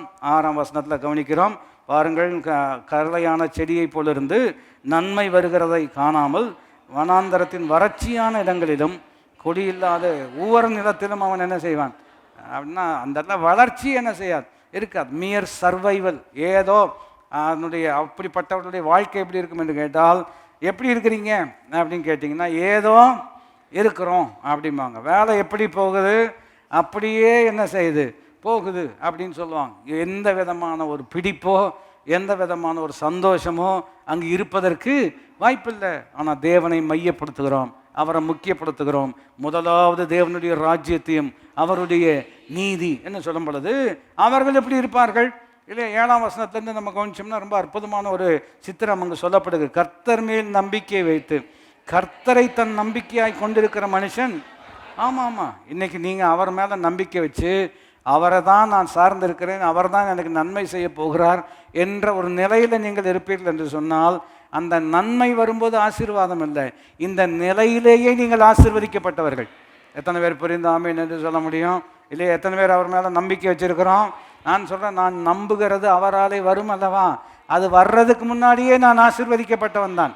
எந்த நிலை என்று சொன்னால் அவர் மேல் கர்த்தர் மேல் நம்பிக்கை வைக்கிற மனுஷன் பாக்கியவான். அவனை குறித்து சொல்லியிருக்கிறது 5ஆம் வசனத்தை மனசில் வச்சுட்டு, இல்லை அதாவது 6வது வசனத்தை மனசில் வச்சுட்டு இப்போ 8ஆம் வசனத்தை நீங்கள் கம்பேர் பண்ணி பார்ப்பீங்க அப்படின்னு சொன்னால் தேவனை கனப்படுத்துகிற மனுஷனுடைய வாழ்க்கைக்கும் தேவனை கனப்படுத்தாத மனுஷனுடைய வாழ்க்கைக்கும் இருக்கக்கூடிய வித்தியாசம். ஒருவேளை 5ஆம் வசனம் போல தான் என் வாழ்க்கை இருக்குது அப்படின்னு சொன்னீங்கன்னா, கர்த்தர் 8ஆம் வசனத்தை போல உங்கள் வாழ்க்கையை மாற்ற எப்படிப்பட்டவராக இருக்கிறார். நம்ம செய்ய வேண்டியதெல்லாம் ஒரே விஷயம்தான், காட் ஃபர்ஸ்ட், முதலாவது தேவன். எல்லாரும் இணைந்து சொல்லுங்கள், முதலாவது தேவன். அப்போ 8ஆம் வசனத்தை வாசிக்கிறோம். அவன் தண்ணீர் அண்டையில் நாட்டப்பட்டதும் கால்வாய் ஓரமாக தன் வேர்களை விடுகிறதும் உஷ்ணம் வருகிறதை காணாமல். அது ரொம்ப அற்புதமான வார்த்தை. அவனுக்கு நன்மை வர்றதே தெரிய மாட்டேங்குது, இவங்களுக்கு உஷ்ணம் வருகிறதை காணாமல். இப்போ சர்ச்சை விட்டு வெளியில் போனோம்னா உஷ்ணம் வருகிறதை காண முடியும். நான் சொல்றது விளங்க முடிகிறதா? கிளைமேட் அப்படியே என்ன ஆயிடுச்சு, சேஞ்ச் ஆயிடுச்சு. உஷ்ணம் வருகிறதை காணாமல்னா என்ன அர்த்தம்? அடுத்த வார்த்தை வாசிப்பது நமக்கு நன்மை. உஷ்ணம் வருகிறதை காணாமல் இலை எப்படி இருக்கிறது? பச்சையாக இருக்கு. அவன் இலை உதிராத மரத்தை போல் இருப்பான் என்று இருக்கிறது அல்லவா? சங்கீதம் 1:3 இருக்கிறார். ஒருவரோடு அக்ரியில் அவர் பணிபுரிகிறார், அவரோடு பேசி கொண்டு இருந்தேன். அப்பொழுது மரம் ஏன் இலையை உதிர்க்குது அப்படின்னு சொல்லும்போது அவங்க ஒரு கணக்கு சொன்னாங்க. அது ஏற்றுக்கொள்ளக்கூடியது தான். அவர் சொல்கிறார், தண்ணி பற்றாக்குறை வரும் பொழுது இல்லையா, மரம் வந்து இலையெல்லாம் என்ன செய்கிறது, அதுக்கு ஒரு லாஜிக் சொல்கிறாங்க. தண்ணி ரொம்ப குறைவாக இருக்கும் பொழுது நிறைய வச்சு மெயின்டைன் பண்ண முடியாது, அதனால் இலையெல்லாம் என்ன செஞ்சிடும், ஒதுத்துட்டுறோம் இல்லையா. 2வது, மரம் வயசாயிருச்சுன்னா என்ன செய்யும், நிறைய சம்பந்தங்கள் இருக்கிறது. நான் சொல்கிறத விளங்கிக் கொள்ள முடிகிறதா இல்லையா? மெயின்டைன் பண்ண முடியலைன்னா கிராப் வெட்ட வேண்டும். நான் சொல்கிறது விளங்கிக் கொள்ள முடிகிறதா? மரம் ரொம்ப வயசாயிருச்சு அப்படின்னு சொன்னோம்னா ஆட்டோமேட்டிக்காக இலைகளெல்லாம் என்ன செய்யும், உதிர ஆரம்பிச்சிரும்னு ஒரு கணக்கு சொன்னாங்க. அப்போ அதை மனசில் வச்சுட்டு வசனத்தை வாசித்தோம்னா, இவன் இலைகள் உதிராது அப்படின்னு சொன்னோம்னா, ஒன்று தண்ணீர் குறையாமல் என்ன செய்கிறது, இருக்கிறது. எதை குறித்து பைபிள் சொல்லுகிறது? ஒருவன் என்னில் விசுவாசமாக இருந்தால் அவன் உள்ளந்திரியங்களிலிருந்து ஜீவ தண்ணீர் உள்ள நதிகள் புறப்பட்டு ஓடும் என்று அவர்கள் பெறக்கூடிய பரிசுத்தாவியானவரை குறித்து சொல்லுகிறார். நான் சொல்லுகிறேன், வெளிப்புறமாக என்ன உஷ்ணம் இருந்தாலும் என்ன பிரச்சனை இருந்தாலும் நமக்குள்ள இருக்கிறவர் பெரியவராக இருக்கிறார். அவரை மையப்படுத்தி அவரை முக்கியப்படுத்தினீங்கன்னா இப்போ இருக்கிற உங்களுடைய பிரச்சனையை நீங்கள் கட்டாயம் ஜெயிக்க முடியும். 8ஆம் வசனத்தை மறுபடியும் வாசிக்கிறோம். அவன் தண்ணீர் அண்டையில் நாட்டப்பட்டதும் கால்வாய் ஓரமாக தன் வேர்களை விடுகிறதும் உஷ்ணம் வருகிறதை காணாமல் இலை பச்சையாயிருக்கிறதும் மழை தாழ்ச்சியான வருஷத்திலும் வருத்தமின்றி. இதெல்லாம் ரொம்ப ரொம்ப அற்புதமான வார்த்தை இல்லையா? மழை தாழ்ச்சியான வருஷத்திலும் வருத்தமின்றி இல்லையா? வாங்க, பஞ்சம் ஏற்பட்டது. அந்த பஞ்ச காலத்தில் ஈசாக்கு விதை விதைத்தான் இல்லையா? அவன் விதை விதைத்தான். கர்த்தர் அவனை ஆசீர்வதித்ததினால். எந்த வருஷத்தில் சொல்லுங்கள்? பஞ்ச காலத்தில், பஞ்ச வருஷத்தில் கர்த்தர் அவனை ஆசீர்வதித்ததினால் அவன் 100 மடங்கு என்ன செய்கிறான், பலனை பெறுகிறான். கர்த்தரை எப்படி அவன் கனம் பண்ணினான் என்று ஒரு கேள்வி கேட்கும் பொழுது பின்ன அதுக்கெல்லாம் வருவோம். பட் இந்த கோர்வையில் அதை சொல்வது அவசியமாக இருக்கிறது. How did Isaac honour God இல்லையா? ஈசாக்கு தேவனை எப்படி கனப்படுத்தினான் என்று ஒரு கேள்வி கேட்கும் பொழுது, பஞ்சம்னு வந்தாலே பொதுவாக என்ன பண்ணுவாங்க அப்படின்னா எல்லாரும் எகிப்துக்கு போயிடுவாங்க. ஏன்னா அங்கே வந்து இந்த இஸ்ரவேல் தேசம்லாம் மழை சார்ந்த தேசம். எப்படிப்பட்ட தேசங்க? மழை சார்ந்த தேசம். அப்படின்னா வானம் பார்த்த பூமின்னு சொல்லலாம் அல்லவா? அதனால தான் வாக்கு தத்தங்களே எப்படி வருகிறது என்று கேட்டால், ஏற்ற காலத்தில் நான் வானத்தை திறந்து நான் என்ன மழையை என்ன செய்வேன், வர்ஷிக்க பண்ணுவேன்னு ஆண்டவர் சொல்லியிருக்கிறார். ஆனால் எகிப்தில் எப்போவுமே நதி இருக்கிறது, நைல் நதி இருக்கிறதுனால, தண்ணி இருக்கிறதுனால இங்கே பஞ்சம்னு வந்தாலே எல்லாரும் இங்கே தான் போவாங்க, அங்கே தான் போவாங்க. இப்போது ஆபிரகாமுடைய வாழ்க்கையில் பஞ்சம் வந்தது அல்லவா? ஆபிரகாமுடைய வாழ்க்கையில் பஞ்சம் வந்த உடனே அவர் எங்கே போனார்? எகிப்துக்கு போனார். எகிப்துக்கு அவர் போனது பிரச்சனை இல்லை, வரும்போது ஒரு ஆளை கூட்டிகிட்டு வந்தது தான் நான் சொல்ல விளங்கி கொள்ள முடிகிறது தான். அங்கிருந்த பிரச்சனை இன்னைக்கு வரைக்கும் அது பிரச்சனையாகவே தான் என்ன செய்கிறோம் இருக்கிறோம். இப்போது அவருடைய பையன்தானே ஈசாக்கு, அவர் வாழ்க்கையில் பஞ்சம் வந்த உடனே அவருக்கு முதல் எக்ஸாம்பிளே யார் தான்? ஆபிரகாம். அவர் பஞ்சம் வந்த உடனே எகிப்துக்கு போனார். இப்போ எல்லாரும் போகிறாங்க, அப்போ நம்மளும் என்ன செய்யலாம்? எகிப்துக்கு போகலாம் அப்படின்னு ஒரு எண்ணம் வரும் பொழுது கர்த்தர் அவனுக்கு தரிசனமாகி, நீ எகிப்துக்கு போக வேண்டாம், நான் காண்பிக்கிற இடத்துல நீ அங்கே குடியிரு, நான் உன்னை என்ன செய்வேன்? ஆசீர்வதிப்பேன். முதலாவது தேவனுடைய ராஜ்யம் என்று சொன்னால் கர்த்தரை கனப்படுத்துவதுன்னு சொன்னால் இல்லையா? எல்லாரும் போகிறாங்க ஆண்டவரே, அப்போ ஆண்டவர் அதனால தான் நான் சொல்கிறேன், நீ என்ன செய்ய வேண்டாம், போக வேண்டாம். அப்போ நம்மளை ஒரு மாதிரி இருக்கும், ஒரு மாதிரி இல்லை, நீ நல்லா தான் உன்னை என்ன செய்ய போகிறேன்? வைக்க போகிறேன். எத்தனை பேருக்கு நான் சொல்வது புரிகிறது? இல்லையா? ஆபிரகாம் போனார், அப்பா போனார், ஆண்டவர் அப்பா போட்டான், அது இருக்கட்டும், நான் உனக்கு சொல்லுகிறேன், நீ இருக்கிற இடத்துல, நான் காண்பிக்கிற இடத்துல நீ என்ன செய்ய வேண்டாம்? குடியிருக்கணும்னு சொல்கிறார். விளைவு என்னவென்று கேட்டால், மழை தாழ்ச்சியான வருஷத்திலும் வருத்தமின்றி, எல்லாரும் அந்த வார்த்தையை சொல்லும்படியாக உற்சாகப்படுத்துகிறேன், வருத்தமின்றி, சிரமமின்றி, சலிப்பின்றி, கர்த்தருடைய ஆசீர்வாதமே ஐஸ்வர்யத்தை தரும், அதனுடைய அவர் வேதனையை எத்தனை பேர் புரிந்து ஆமீன்னு சொல்ல முடியும்? இல்லையா? தலைகீழாக நின்று இதை நான் சாதிச்சே ஆகணும்னு கண்ணாமொழி திருகிற மாதிரி சிலர் வேலை செஞ்சு, அப்படி இருந்தாலும் மிகப்பெரிய ஒரு திருப்தியோ ஒரு வெற்றியினுடைய உணர்வோ இல்லை. எப்படியோ நல்ல வேலை முடிஞ்சுதுங்கிற சந்தோஷம் தான் இருக்குதே தவிர சாதிச்சோங்கிற சந்தோஷம் எங்களுக்கு இல்லை. ஆனால் அதே சமயத்தில் கர்த்தரை சார்ந்து இருக்கிற மனுஷன் எப்படிங்க அதை இதெல்லாம் இவ்வளோ உங்களால் செய்ய முடிஞ்சது? அவர் சொல்கிறார், அதுதான் எனக்கே தெரியல. ஏன்னு சொன்னோம்னா, இது கர்த்தரால் உண்டாயிருக்கிறது, எங்கள் கண்களுக்கு எப்படி இருக்கிறது? எத்தனை பேர் புரிந்து ஆமேன்னு சொல்ல முடியும்? சொட்டு நீர் பாசனம் போட்டவங்கெல்லாம் சொல்கிறாங்க, எங்களுக்கு இந்த விளைச்சல் இல்லை மிஸ்டர் ஐசக், உங்களுக்கு எப்படி இவ்வளவு ஒரு விளைச்சல் வந்திருக்கிறது அப்படின்னு சொன்னோன்னா அவர் சொல்கிறார், இது எனக்கே தெரியாது. அதாவது ஒரு தேவ மனிதன் சொன்னது எனக்கு நினைவுக்கு வருகிறது, உங்கள் வெற்றிக்கு நீங்கள் வழி சொல்வீர்கள் என்று சொன்னால் அது உங்களால் உண்டாயிருக்கிறோம், உங்கள் வெற்றிக்கு எப்படி இது நடந்ததே எனக்கு தெரியலன்னு சொல்லும் பொழுது தான், அப்படின்னா எப்படி பாஸ் பண்ணேன்னு எனக்கு தெரியல, அது வராது. நான் சொல்கிறது விளங்கிக்கணுமா? பாஸ் பண்ணணும்னா கட்டாயம் என்ன செய்யணும்? படிக்கணும். நம்ம படித்த லட்சணம் நமக்கு தெரியும் இல்லையா? இதுக்கு நான் நினைத்ததற்கும் அதிகமாக அப்படின்னு சொல்லும்போது இது கர்த்தரால் உண்டாயிருக்கிறது, எங்கள் கண்களுக்கு எப்படி இருக்கிறது? எத்தனை பேர் நான் சொல்வதை புரிந்து கொள்ள முடியும்? அப்போ குறிப்பு என்னவென்று கேட்டால், அவரை மையப்படுத்துகிறோம், அவரை முக்கியப்படுத்துகிறோம், அவரை கனப்படுத்துகிறோம். அவரை கனப்படுத்தும் பொழுது வேதம் எப்படி சொல்லுகிறது என்று கேட்டால், மழை தாழ்ச்சியான வருஷம். அதை நான் இவ்விதம் சொல்லுகிறேன், பணம் குறைவான சூழ்நிலையிலும் வருத்தமின்றி தப்பாமல் கனி கொடுப்பீர்கள் இல்லையா? அப்படி சொன்னால் தான் நம்முடைய கான்டெக்ஸ்ட்டுக்கு அது புரியும் இல்லையா? மழை தாழ்ச்சியான வருஷம் அக்ரேரியன் கான்டெக்ஸ்ட் அங்கே இருக்கிறதுனால சிறப்பாக இருக்கிறது. இப்போ நமக்கு எப்படி இருக்கிறது என்று கேட்டால் இல்லையா, மழை தாழ்ச்சியான ஒரு வருஷம் இல்லையா? இப்போது வளைகுடாவில் யுத்தம் நடைபெறுகிறது, ஆக உடனே என்ன விலை கூடுன்னு நினைக்கிறாங்க? சொல்லுங்கள், என்ன விலை கூடும் இல்லையா? பெட்ரோல் விலை கூடும். அப்புறம் பெட்ரோல் விலை கூடிச்சுனால எல்லாமே கூடுவதற்கு என்ன இருக்கிறது? வாய்ப்பு இருக்கிறது. கேஸ் கூடிருச்சோ இல்லையா? கேஸ் விலை என்ன ஆயிடுச்சு? கூடிருச்சு. இப்போ கேஸ் விலை கூடிருச்சுன்னு சொன்னாலே இல்லையா, எல்லா விலையும் அதை சார்ந்த பொருட்கள் எல்லாமே என்ன செய்யும்?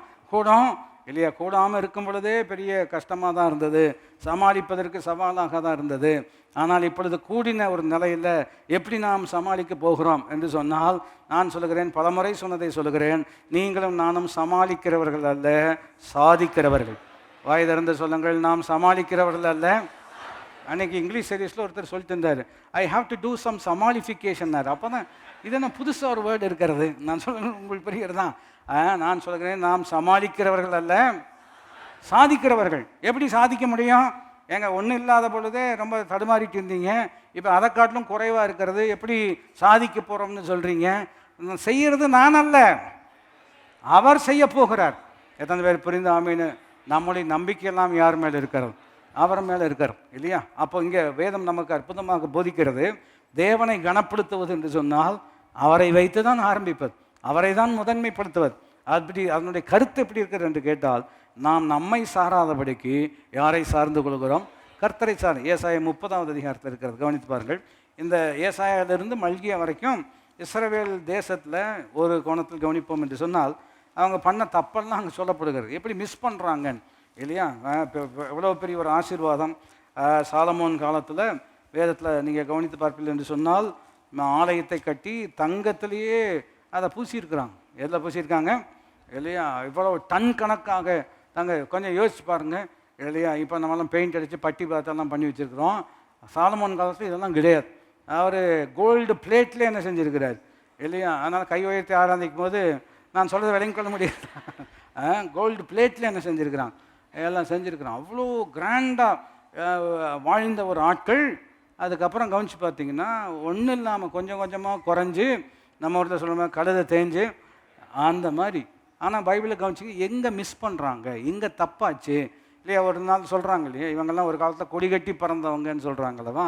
அதனுடைய விளக்கம் என்ன? ஒரு காலத்தில் நல்லா இருந்தாங்க, இப்போ ரொம்ப பரிதாபமான நிலைமையில் இருக்கிறாங்க. இவைகளெல்லாம் நமக்கு திருஷ்டாந்தங்களாக எழுதப்பட்டிருக்கிறது. கடைசி நாட்களில் வாழக்கூடிய நமக்கு இவைகள் எச்சரிப்பாக என்ன செய்யப்பட்டிருக்கிறது, எழுதப்பட்டிருக்கிறது.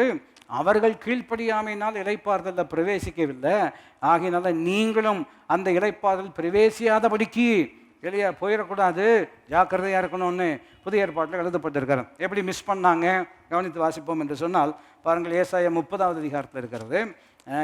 எரேமியா 17 கவனிச்சோம்ல, அதனுடைய இணைதான் இதுவும் இல்லையா? ஏசாயா 30வது அதிகாரத்தில் முதல் வசனத்தை நாம் கவனிப்போம் என்று சொன்னால், பாவத்தோடு பாவத்தை கூட்டும்படி என்னை இல்லாமல் ஆலோசனை பண்ணி என் ஆவி இல்லாமல் தங்களை மூடிக்கொள்ள பார்க்கிறவர்களும் என் வாக்கை கேளாமல் பார்வோனின் பலத்தின் மேல் விளக்கவும் எகிப்தின் நிழலிலே ஒதுங்கவும் வேண்டும் என்று எகிப்துக்கு போகிறவர்களும் ஆகிய முரட்டாட்டமுள்ள புத்திரருக்கு ஐயோ என்று கர்த்தர் சொல்லுகிறார். இந்த மாதிரி வசனங்கள்லாம் நிறைய நேரத்தில் நம்ம வாசிக்கிறது கிடையாது. இந்த ஐயோன்னு சொன்னாலே அது கொஞ்சம் ஒரு மாதிரி நெகட்டிவாக இருக்கிறது. பாசிட்டிவாக சொல்லணும். இல்லை பாசிட்டிவாக நிறைய விஷயம் இருக்கிறது. நான் சொல்ல விளையும் கொள்ள முடிகிறது தான்.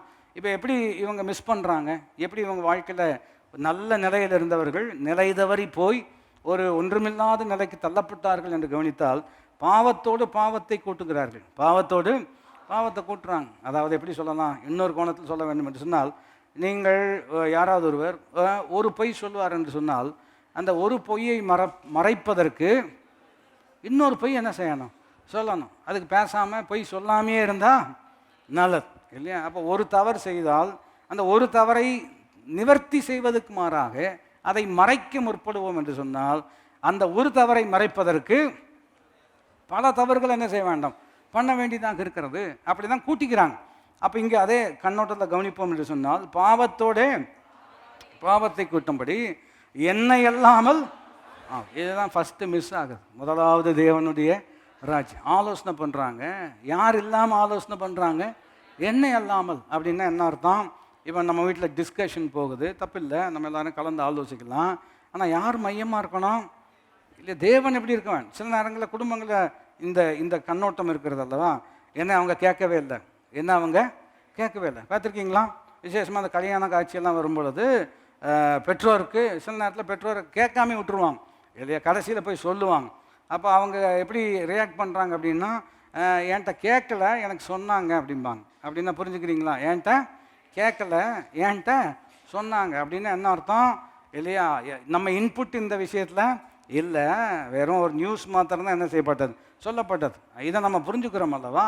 இவங்க ஆலோசனை பண்ணுறாங்க, யார் இல்லாமல் ஆலோசனை பண்ணுறாங்க. அவர் எப்படிப்பட்டவர் அப்படின்னு சொன்னோம்னா, யோசனையிலே பெரியவரும் செயல்களிலே வல்லவர். ஆலோசனை கர்த்தர் என்பது அவருடைய பேர். இவங்க என்ன, யாரை இல்லாமே ஆலோசனை பண்ணுறாங்க, அவர் இல்லாமே ஆலோசனை பண்ணுறாங்க. என்னுடைய எளிமையான கருத்து சொல்ல வேண்டும் என்று சொன்னால், நீங்கள் உங்கள் மனசில் யோசிக்கிறோம், நம்ம யோசிக்கிறோம், ஆனால் நம்முடைய யோசனையில் கர்த்தர் மையமாக இருக்க வேண்டும். அது ஒரு நீதிமொழிகள் ஒரு அற்புதமான வசனம் எனக்கு விடுதலை தரக்கூடிய வார்த்தையாக இருக்கிறது. மனுஷனுடைய இருதயம் அவன் வழிகளை யோசிக்கும். சொல்லுங்கள், மனுஷனுடைய இருதயம். ஏன்னா நம்மளை டிசைன் பண்ணியிருக்கிறது அப்படி தான், சிந்திக்கக்கூடிய விதமாக தான் மனுஷனை படைத்திருக்கிறார். ஆனால் அந்த வசனம் எப்படி சொல்லுகிறது என்று கேட்டால், the mind of a man will plan his ways but God will direct his பாத்ஸ்ன்னு இருக்கார். மனுஷனுடைய இருதயம் தன் வழிகளை யோசிக்கும், கர்த்தர் அவன் யோசனைகளை உறுதிப்படுத்தக்கூடியவர். அப்படின்னு என்ன அர்த்தம்? நம்ம ஒரு விஷயத்தை யோசிக்கிறதுக்கு முன்னாடியே, ஆண்டவரே சரியாக சிந்திக்க நீர்தான் கிருபை செய்யணும், என் சிந்தனையை ஆளுகை செய்ய வேண்டும். வயதிருந்து சொல்லுங்கள், என் சிந்தனையை. ஏனென்றால் இன்னொரு வசனம் நினைவுக்கு வர வேண்டும், தங்கள் சிந்தனையினால் வீணரானார்கள். வாசிச்சிருக்கீங்களா? தங்கள் சிந்தனையினால். ஆனால் எந்த விஷயமாக இருந்தாலும் இவங்களுக்கு எங்கே மிஸ் பண்ணுறாங்க, மறுபடியும் அந்த வசனத்தை வாசிக்கும்படியாக இருக்கிறோம். என்னை அல்லாமல் ஆலோசனை பண்ணி என் ஆவியே அல்லாமல் தங்களை மூடிக்கொள்ள. அப்படின்னா என்ன அர்த்தம்? ஆண்டவரையே ஈக்குவேஷனில் கொண்டு வராமல் இவங்களே சாதிக்கணும்னு என்ன செய்கிறாங்க, முயற்சி பண்ணுறாங்க. அடுத்த வார்த்தை, என் வாக்கை கேளாமல். மறுபடியும் இஃப் யூ ரிஜெக்ட் காட், தேவனை நீங்கள் சேர்த்துக்கல அப்படின்னா கட்டாயம் இன்னொரு ஆளை சார்ந்து தான் ஆக வேண்டும். முன்பு இன்னொரு கோணத்தில் நாம் கற்றுக்கொண்டிருக்கிறோம், மெய் தெரியாவிட்டால் பொய்யை நம்பித்தான் ஆக வேண்டும். ஆண்டவரை சார்ந்துக்கல அப்படின்னீங்கன்னா மற்றவங்களை யாரையாவது சார்ந்து கொள்ளக்கூடிய நிலைமை கட்டாயம் வரத்தான் செய்யும். பைபிள் இங்கே ரொம்ப அற்புதமாக சொல்லுகிறது, என் வாக்கை கேளாமல் பார்வோனுடைய பலத்தினாலே விளக்கவும் எகிப்தின் நிழலிலே ஒதுங்க வேண்டும் என்று. அதனால தான் ஈசாக்குக்கு சொல்கிறாரு, நீ அங்கே போக வேண்டாம்னு சொல்கிறார். ஆனால் யாக்கோபுக்கிட்ட வேற மாதிரி சொல்கிறார். ஏன்னா யாக்கோபுக்கு கொஞ்சம் நிதானிச்சிருக்கிறார். எங்கள் தாத்தா ஆபிரகாம் எகிப்துக்கு போனார், அதனால் வந்த விளைவுகள் தெரியும். எங்கள் அப்பா ஈசாக்கு போகணுன்னு நினச்சாரு, ஆனால் ஆண்டவர் அவனை என்ன செஞ்சார், அவரை தடுத்துட்டாரு. இப்போது ஒரு செய்தி வருகிறது, உங்களுடைய குமாரனாகி யோசேப்பு எங்கே இருக்கிறாரு, எகிப்தில் இருக்கிறாரு, உங்களை கூட்டிகிட்டு வர சொல்கிறாருன்னு ரதம் இதெல்லாம் அனுப்பிச்சிருக்கிறார்.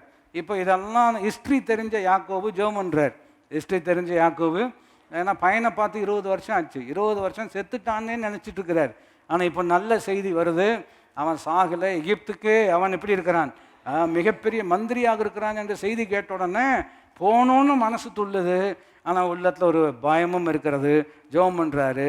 ஜெபம் பண்ணும் பொழுது யாக்கோபுக்கிட்ட ஆண்டவர் சொல்கிறாரு, எகிப்துக்கு போவதற்கு நீ என்ன செய்ய வேண்டாம், பயப்பட வேண்டாம். என்னங்க ஒரு இடத்துல போகலாங்கிறீங்க, இன்னொரு இடத்துல போக வேண்டாங்க. நான் என்ன சொல்லுகிறேன், வசனத்துலேருந்து என்ன படிச்சுக்கொள்கிறோம், அவர் போன்னு சொன்னால் போங்க, அவர் போக வேண்டாம்னு சொன்னால் அது எகிப்தாக இருந்தாலும் சரி, வேறு எந்த இடமா இருந்தாலும் சரி, அவர் சொல்வது தான் நமக்கு நல்லது.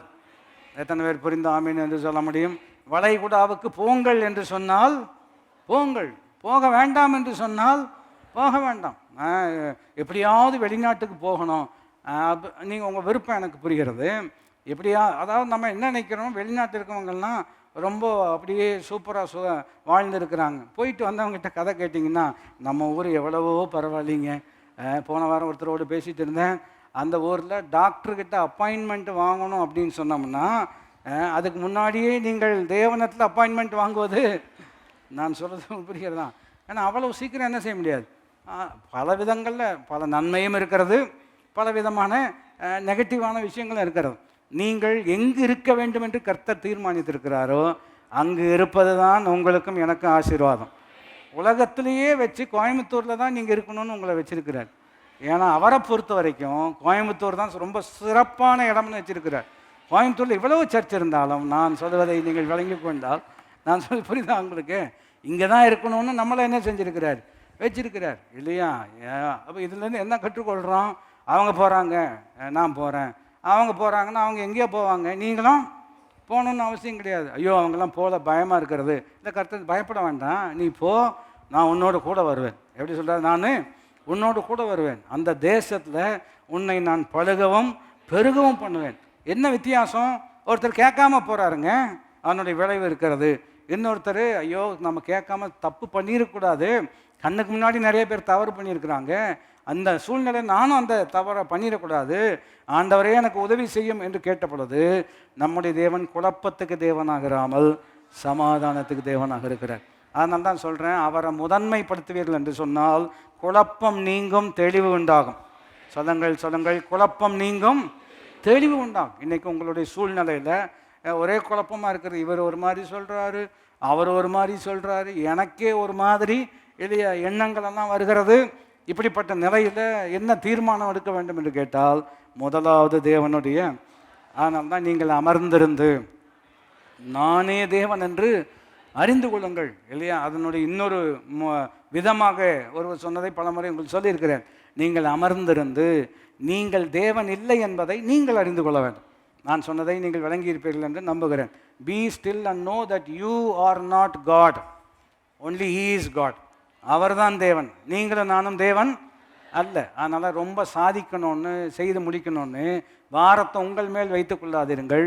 அவர் உங்களை விசாரிக்கிறவரானபடினால் உங்கள் கவலைகளை எல்லாம் எத்தனை பேர் அதை குறித்து சந்தோஷப்படுறீங்க? ஐயோ, இதை நான் என்ன பண்ண போகிறேன், இதை எப்படி ஹேண்டில் பண்ண போகிறேன்? இன்னொரு கோணத்தில் இதை நான் உங்களுக்கு நினைப்பூட்டி இருக்கிறேன். ஒன்றும் தெரியாத நான் என்னோடே பேசி கொண்டு இருப்பேன் என்று சொன்னால் என்ன விளைவு வரும்? இன்னும் குழப்பம்தான் என்ன செய்யும்? சிலருக்கு அவங்கள யோசித்து தலைவலியே என்ன செஞ்சிடும், வந்துடும். நான் சொல்கிறது உங்களுக்கு புரிகிறதா? அவர் உங்களை விசாரிக்கிறவர். வயதிருந்து சொல்லும்படியாக இருக்கிறோம், அவர் என்னை விசாரிக்கிறவர், முற்றுமுடிய விசாரிக்கிறவர், முற்றுமுடிய ரட்சிக்கிறவர். அதை இந்த விதத்தில் நான் கற்றுக்கொண்டிருக்கிறேன். அவர் விசாரித்தால் மறு விசாரணை தேவையில்லை. சொல்லுங்கள். அவர் விசாரித்தால் மறு விசாரணைக்கு தேவையில்லை. அவர் ஒரு வேலை செய்வார் என்று சொன்னால் ரீஒர்க் வருவதற்கு வாய்ப்பே, அவர் எல்லாவற்றையும் அதன் காலத்தில் நேர்த்திய.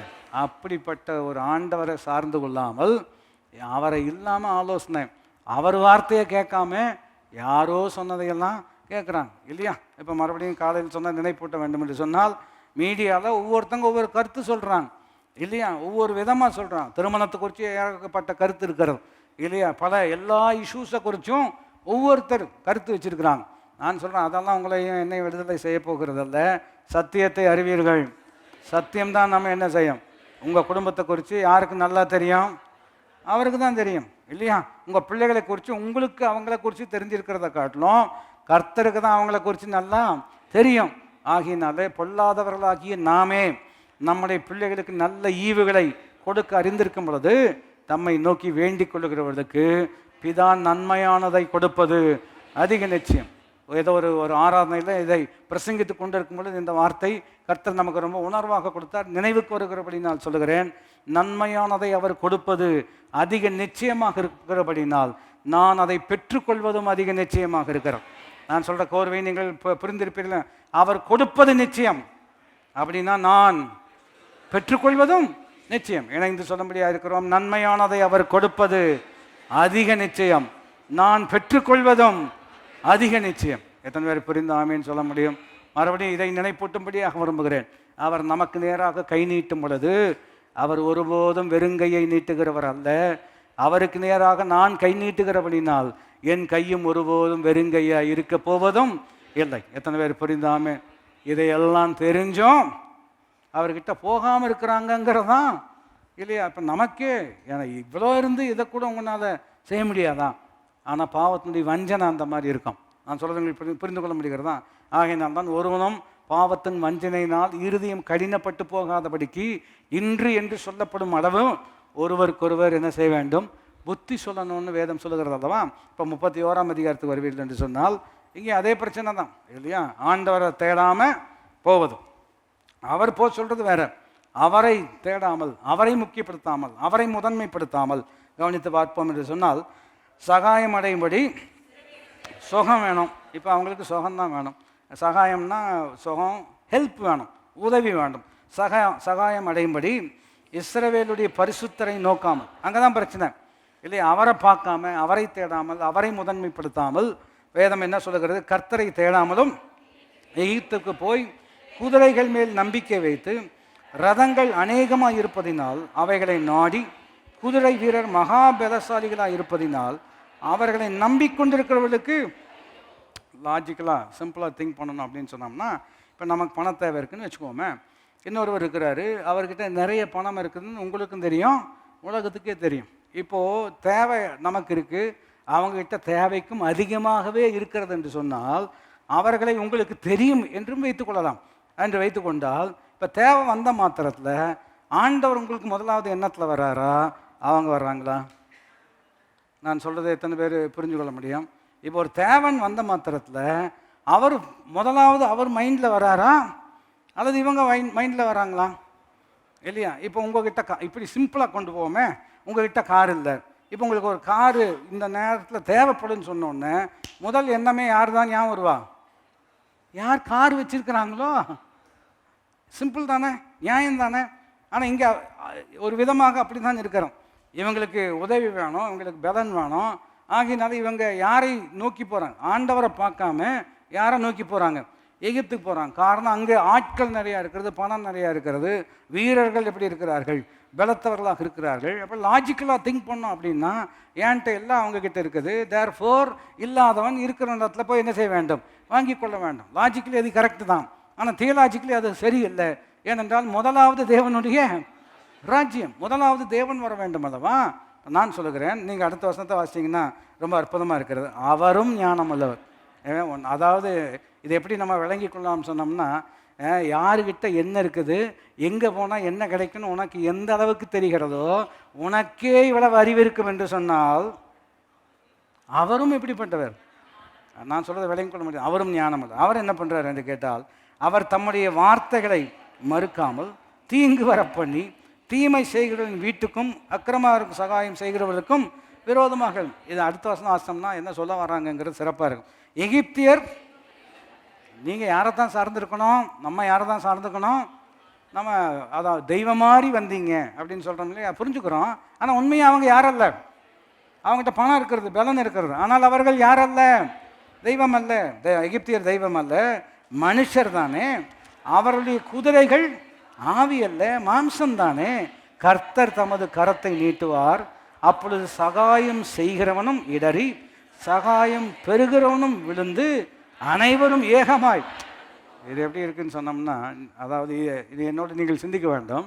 இப்போ நான் எனக்கு ஒரு தேவை இருக்குதுன்னு வச்சுக்கோங்களேன், உங்ககிட்ட நிறையா இருக்குதுன்னு வச்சுக்கோமே, உதாரணம் தானே, நிறையா இருக்குன்னு நான் அவர்கிட்ட போகாமல் நான் நீங்கள் தருவீங்கன்னு உங்ககிட்ட வந்தால் ஆண்டவர் என்ன செய்கிறாருன்னா, அவன்கிட்ட தானே போகிறேன்ட்டு அவங்ககிட்ட இருக்கிறதையும் எடுத்து விட்டுறாரு. நான் சொல்கிறது பயங்கர முடிகிறதா. அதனால் உங்ககிட்ட யார் வர்றாங்களோ அவங்களுக்கு ஃபஸ்ட்டு வேலையை நீங்கள் ஜெபம் பண்ணுறது. ஏன்னா அவன் வர்றதுனால நான் சொல்லுவது, அவரும் ஞானம் உள்ளவர். சொல்லுங்கள், யாரும் ஞானம் உள்ளவர். அதனால் நீங்கள் அவரை நம்பாமல் இவங்ககிட்ட போகும்போது அன்னைக்கு பார்த்தா அவன்கிட்ட ஒன்றுமே என்ன செய்யாது. நீங்கள் வந்த நேரம், அந்த என்ன நேரம்னு எனக்கு நல்லாவே தெரியும். ஏசாயா 31 படிச்சிங்கன்னா எந்த நேரத்தில் அதை இன்னும் எளிமையாக விளங்கி கொள்ளணும்னு சொன்னால், அதாவது யோனா எந்த போட்டில் ஏறினாலும் கஷ்டம்தான். நான் சொல்லுங்கள் புரிகிறதா, யோனா எந்த போட்டில் ஏறினாலும் கஷ்டம்தான். பவுல் எந்த போட்டில் ஏறினாலும், நான் சொல்கிறது எத்தனை பேருக்கு புரிகிறது, யோனா எந்த போட்டில், நல்ல போட்டில் ஏறினாலும் அது நல்லா என்ன செய்யாது, வேலை செய்யாது. பவுல் ஒரு உடைந்த போட்டில் அவர் போனாலும் உன் நிமித்தமாக நான் 274 பேருக்கு தயவு பண்ணியிருக்கிறேன். எத்தனை பேர் புரிந்தாமேன்னு சொல்ல முடியும் பாருங்கள். நம் நிமித்தமாக, ஏன் பவுல் நிமித்தமாக தயவு. யோனா காலத்தில் ரொம்ப வித்தியாசமாக இருக்கிறது, அதெல்லாம் சுவாரஸ்யமாக இருக்கிறது. எல்லாரும் அவங்கள தேவனை நோக்கி கூப்பிடுங்கள்னு சொன்னோம்னா, அதாவது தேவரில் அல்லாதவர்களை எல்லாம் ஜெபம் பண்ணுறாங்க. ஜெபம் பண்ண வேண்டியவராக என்ன பண்ணுறாரு, நல்லா தூங்குறாரு. எழுப்பி கேட்குறாங்க இல்லையா, எல்லாரும் ஜெபம் பண்ணுறோம், நீங்கள் மாத்திரம் இப்படி ஜெபம் பண்ணாமல் இருக்கிறீங்க. அவர் சொல்கிறார், ஆக்சுவலாக இந்த புயலுக்கு காரணமே நான் தான் இல்லையா, நான் மீட்டராலஜி படிச்சிருக்கிறேன் இல்லையா, இந்த புயலுக்கு என்னன்னு பேர் வைக்கலாம், யோனான்னு பேர் வைக்கலாம். நான் சொல்கிறது புரிகிறதா. அவர் சொல்கிறார், என்னை தூக்கி கடலில் போட்டிங்கன்னா தான் இந்த எவ்வளவு தெரிஞ்சு வச்சுருக்கிறார் பாருங்க. நான் சொல்லுங்க, நீங்கள் இதை என்னோட யோசிக்கிறீர்கள் என்று நம்புகிறேன். அவருக்கு நல்லா தெரியுது புயல் வந்ததுக்கு காரணமே நம்ம குடும்பத்தில். நான் சொல்கிறத விளங்கி கொள்ள முடியாதுதா, புயல் வந்ததுக்கு காரணமே அவர் சொல்கிறார். இதுக்கு தீர்வுன்னு நான் சொல்கிறேன். என்ன தீர்வு அப்படின்னு சொன்னோம்னா, என்னை தூக்கி எங்கே போட்டுருங்க. இது இன்னொரு கோணத்துலையும் யோசிக்கணும்னா, நான் கடலில் சாவேனே தவிர நினிவேக்கு மாத்திரம் என்ன செய்ய மாட்டேன், போக மாட்டேன். ஓ, அவரும் ஞானம் உள்ளவர் இல்லையா, அவரும் ஞானம் உள்ளவர். கடலில் தூக்கி போட்டோன்னே பார்த்தீங்கன்னா கரெக்டாக ஒரு மீன். அந்த மீன், ஆண்டவர் எனக்கு இப்படி ஒரு தண்டனையா, கீழ்ப்படுகிறவர்களை கொண்டு போய் விடு என்று சொன்னால் சந்தோஷமாக கொண்டு போய் விடுவேன். இந்த கீழ்ப்படியாத ஆளை உள்ளுக்குள்ளே 3 நாள் வச்சுட்டு, அதாவது இன்றைக்கி நைட்டு ஓவராக சாப்பிட்டு ஜீரணமாக 2 மணிக்கு உட்காந்திங்கன்னா கஷ்டமாக இருக்கிறதுன்னு புரியுது அல்லவா. இந்த மீனுக்கு 3 நாள் இல்லையா, இந்த உள்ள ஒரு கீழ்ப்படியாத ஒரு விசுவாசியை உள்ளே வச்சுட்டு எத்தனை நாள் உட்காந்துருக்க வேண்டியது. யோனா ஜோம் பண்ணாரோ இல்லையா, மீன் ஜோம் பண்ணது. ஆண்டவரே, நெருக்கத்தில் இருக்கிற எனக்கு விசாலத்தை, கர்த்தர் என்னை விசாலத்தில் கொண்டு வந்து விட்டார். நான் சொல்ல, அவனை துப்பி போட்டதுன்னு சொல்லலாம். நான் சொல்ல விலைக்கு கொள்ள முடிகிறதா. இதெல்லாம் எதனால் வந்ததுங்க இல்லையா. இவர் நினைக்கிறார் இப்படி போனால், எப்படி போனாலும் கர்த்தர் இல்லைன்னு சொன்னோம்னா தவறான திசை, தவறான ஸ்தானம். நான் சொல்கிறேன், அப்படி போய் நம்ம கற்றுக்கொள்ளணும்னு அவசியம் கிடையாது. ஆண்டவரே, இன்றைக்கு நாங்கள் உம்மை முதன்மைப்படுத்துகிறோம். அவர் சொல்கிறார், நீ எகிப்துக்கு தானே போகிற, அவன் ஹெல்ப் பண்ணான்னு போறியா, உன்னால் அவனுக்கு இருக்கிற ஹெல்ப் என்ன ஆயிரும், போயிடும். நான் சொல்லுகிறேன், நம்மால் அநேகர் ஆசீர்வதிக்கப்பட வேண்டும். அப்படிப்பட்ட நிலைமையில் தான் கர்த்தர் நம்மை வைக்கும்படியாக விரும்புகிறார். எத்தனை பேர் புரிந்து ஆமீன் என்று சொல்ல முடியும். அவரை தேடுகிறவர்களுக்கு ஒரு நன்மையும் குறைபடாது என்று வேதம் சொல்லுகிறது நம்ம கவனிக்கிறோம். ரோமர் 1:21 இதெல்லாம் நீங்கள் நோட் பண்ணிக்கலாம். மறுபடியும் இங்கே அறிவு சார்ந்த ஒரு விஷயம், அதாவது இவங்க உதவி சார்ந்து போகிறாங்க, ஒரு விஷயம் ஆலோசனை சார்ந்து ஆண்டவரை சாராமல் போகிறாங்க. இது எப்படி இருக்கிறது என்று கேட்டால் it's an age old problem. ரோமர்கள் நிருபம் 1வது அதிகாரத்தில் நாம் கவனிப்போம் என்று சொன்னால் 21ஆம் வசனத்தில் இருக்கிறது. அவர்கள் தேவனை அறிந்தும் அவரை தேவன் என்று மகிமைப்படுத்தாமலும் ஸ்தோத்திரியாமலும் இருந்து தங்கள் சிந்தனையினாலே, கொஞ்ச நேரத்துக்கு முன்னாடி சொன்னோம் அல்லவா, சிந்தனையினாலே வீணரானார்கள். உணர்வில்லாத அவர்களுடைய இருதயம், அதாவது அடுத்த வசனத்தை வாசம்னா இன்னும் சிறப்பாக இருக்கிறது. அவர்கள் தங்களை ஞானிகள் என்று சொல்லியும், எப்படி ஞானின்னு சொல்லி பைத்தியமாக போனாங்க. மறுபடியும் தேவனை அறிந்தும் அவர் கொடுக்க வேண்டிய கனத்தையோ அவர் கொடுக்க வேண்டிய முக்கியத்துவத்தையோ கொடுக்காம எனக்கு தெரியும் இல்லையா, அதனால தான் உன் சுய புத்தியின் மேல் சாராதே, உன்னை ஞானி என்று எண்ணாதே. காரணம் நிறைய பேர் ஞானிகள் என்று எண்ணி என்ன ஆகி போயிருக்கிறார்கள், பைத்தியக்காரனாகி போயிருக்கிறாங்க. நம்ம அந்த நிலைக்கு போகணும்னு அவசியமே கிடையாது. அவர்தான் நம்முடைய ஞானம், அவர்தான் நம்முடைய நீதி, அவர்தான் நம்முடைய மீட்பு, அவர்தான் நம்முடைய பரிசுத்தம். இங்கே நம்ம கவனிக்கிறோம், விலகி போகிறாங்க. நீதிமொழிகள் 9வது அதிகாரம் 10வது வசனம் இல்லையா, ரொம்ப அற்புதமான தேவனுடைய வார்த்தை. கர்த்தருக்கு பயப்படுதலே அதனுடைய இன்னொரு மறுபக்கம் சொல்லப்படுகிறது. That is where wisdom begins அல்லவா. Wisdom begins when you keep God first. தேவனை முதன்மைப்படுத்தும் போது தான் ஞானமே என்ன செய்கிறது, ஆரம்பிக்கிறது. இப்போ அடுத்த நிலைக்கு நாம் வருவோம் என்று சொன்னால் நீதிமொழிகள் 9வது அதிகாரம் 10வது வசனம், கர்த்தருக்கு பயப்படுதலே ஞானத்தின் ஆரம்பம், பரிசுத்தரின் அறிவே அறிவு. ஆங்கில மொழிபெயர்ப்பு நமக்கு உதவியாக இருக்கிறது. The knowledge of the holy one is understanding இருக்கிறது. பார்த்தீங்கன்னா அந்த 3 ஸ்ட்ராண்டுன்னு சொல்லுவாங்க. அதாவது ஞானம் என்று சொன்னாலே அறிவு இருக்கிறது, விவேகம் இருக்கிறது, ஞானம் இருக்கிறது. இது 3 ஒன்றோடு ஒன்று இணைக்க பிரிக்க முடியாது, ரெண்டும் பிணைந்திருக்கக்கூடிய ஒரு விஷயம். அப்போ ஒருவன் ஞானத்தில் குறைவுள்ளவனாக இருப்பான் என்று சொன்னால் சம்பூர்ணமாய் கொடுக்கிறவத்தில் கேட்க கடவன் இருக்கிறது அல்லவா. இப்போ எங்கெல்லாம் ஞானம்னு சொல்லப்படுகிறதோ அங்கே அறிவும் இருக்கிறது, விவேகம் இருக்கிறது. இதெல்லாம் பலமுறை நம்ம படித்த விஷயந்தான், மறுபடியும் நினைப்பூட்டும்படியாக விரும்புகிறேன். அறிவு என்று சொன்னால் பாருங்கள், நோ ஹவுன்னு சொல்கிறது, ஒரு விஷயத்தை அறிந்து கொள்வது அறிவு, ரொம்ப எளிமையான விஷயம். விவேகம் சொன்னோம்னா புரிந்து கொள்வது. சொல்லுங்கள், ஒன்று அறிந்து கொள்வது, ரெண்டாவது என்ன செய்வது, புரிந்து கொள்வது. இந்த அறிந்து கொள்வதும் புரிந்து கொள்வதும் இருந்தால்தான் அதாவது ஞானம் என்ன செய்யும், வேலை செய்யும். நான் சொல்வது எத்தனை பேர் புரிந்து கொள்ள முடியும்? இப்போ உதாரணத்துக்கு நீங்கள் சமைக்கிறீர்கள் அல்லவா, உப்பு இதுதான் உப்பு என்று அதை குறித்து நமக்கு என்ன இருக்க வேண்டும், அறிவு இருக்கணும். வெள்ளையாக இருக்கிறதெல்லாம் அப்படி, இது ஒரு புது பழமொழி, நான் சொல்ல விளங்கி கொள்ள முடிகிறது தான். இதுதான் உப்பு, உப்பு எப்படிப்பட்டதுன்னு உங்களுக்கு புரிதல் இருந்தால்தான் இல்லையா. கொஞ்சம் டீ கொண்டு வாங்க, நோ ப்ராப்ளம், நான் சொல்கிறது நீங்கள் புரிந்திருப்பீர்கள் என்று நம்புகிறேன். புரிதல் இருந்தால்தான் எதை எதோடு கலக்க வேண்டும் என்று நான் சொல்கிறது எத்தனை பேருக்கு. இப்போ உப்புனாலே என்னன்னு தெரியாது, அது என்ன தன்மைன்னு நமக்கு தெரியாது அப்படின்னு சொன்னால் அதை உங்கள் கையில் கொடுத்தா அல்லது என் கையில் கொடுத்தா இதை குறித்து விவரம் இல்லாதவங்க அதை வச்சு என்ன பண்ணுவாங்க, தவறான விஷயந்தான் என்ன செய்வாங்க. அப்போ ஞானம்னு சொன்னாலே என்ன அர்த்தம்னா இல்லையா, அறிந்ததையும் புரிந்ததையும் சரியான விதத்தில் செயல்படுத்துவது. எல்லாரும் இணைந்து சொல்லும்படியாக இருக்கிறோம், அறிந்ததையும் புரிந்ததையும் சரியான. இப்போ மறுபடியும் வசனத்தை வாசிக்க வேண்டும். கர்த்தருக்கு பயப்படுதலே ஞானத்தின் ஆரம்பம், பரிசுத்தரின் அறிவே அப்படின்னா the knowledge of the holy one is understanding. அதனுடைய கருத்து எப்படி இருக்கிறது என்று கேட்டால், அவரை அறிந்தால்தான் வாழ்க்கையே உங்களுக்கு புரியும். சொல்லுங்கள், அவரை அறிந்தால்தான் வாழ்க்கையே உங்களுக்கு புரியும். வாழ்க்கை புரிந்தால்தான் வாழ வேண்டிய விதமாக வாழ முடியும். இதுக்கெல்லாம் திறவுகோல் எங்கே இருக்கிறது? Keeping God first.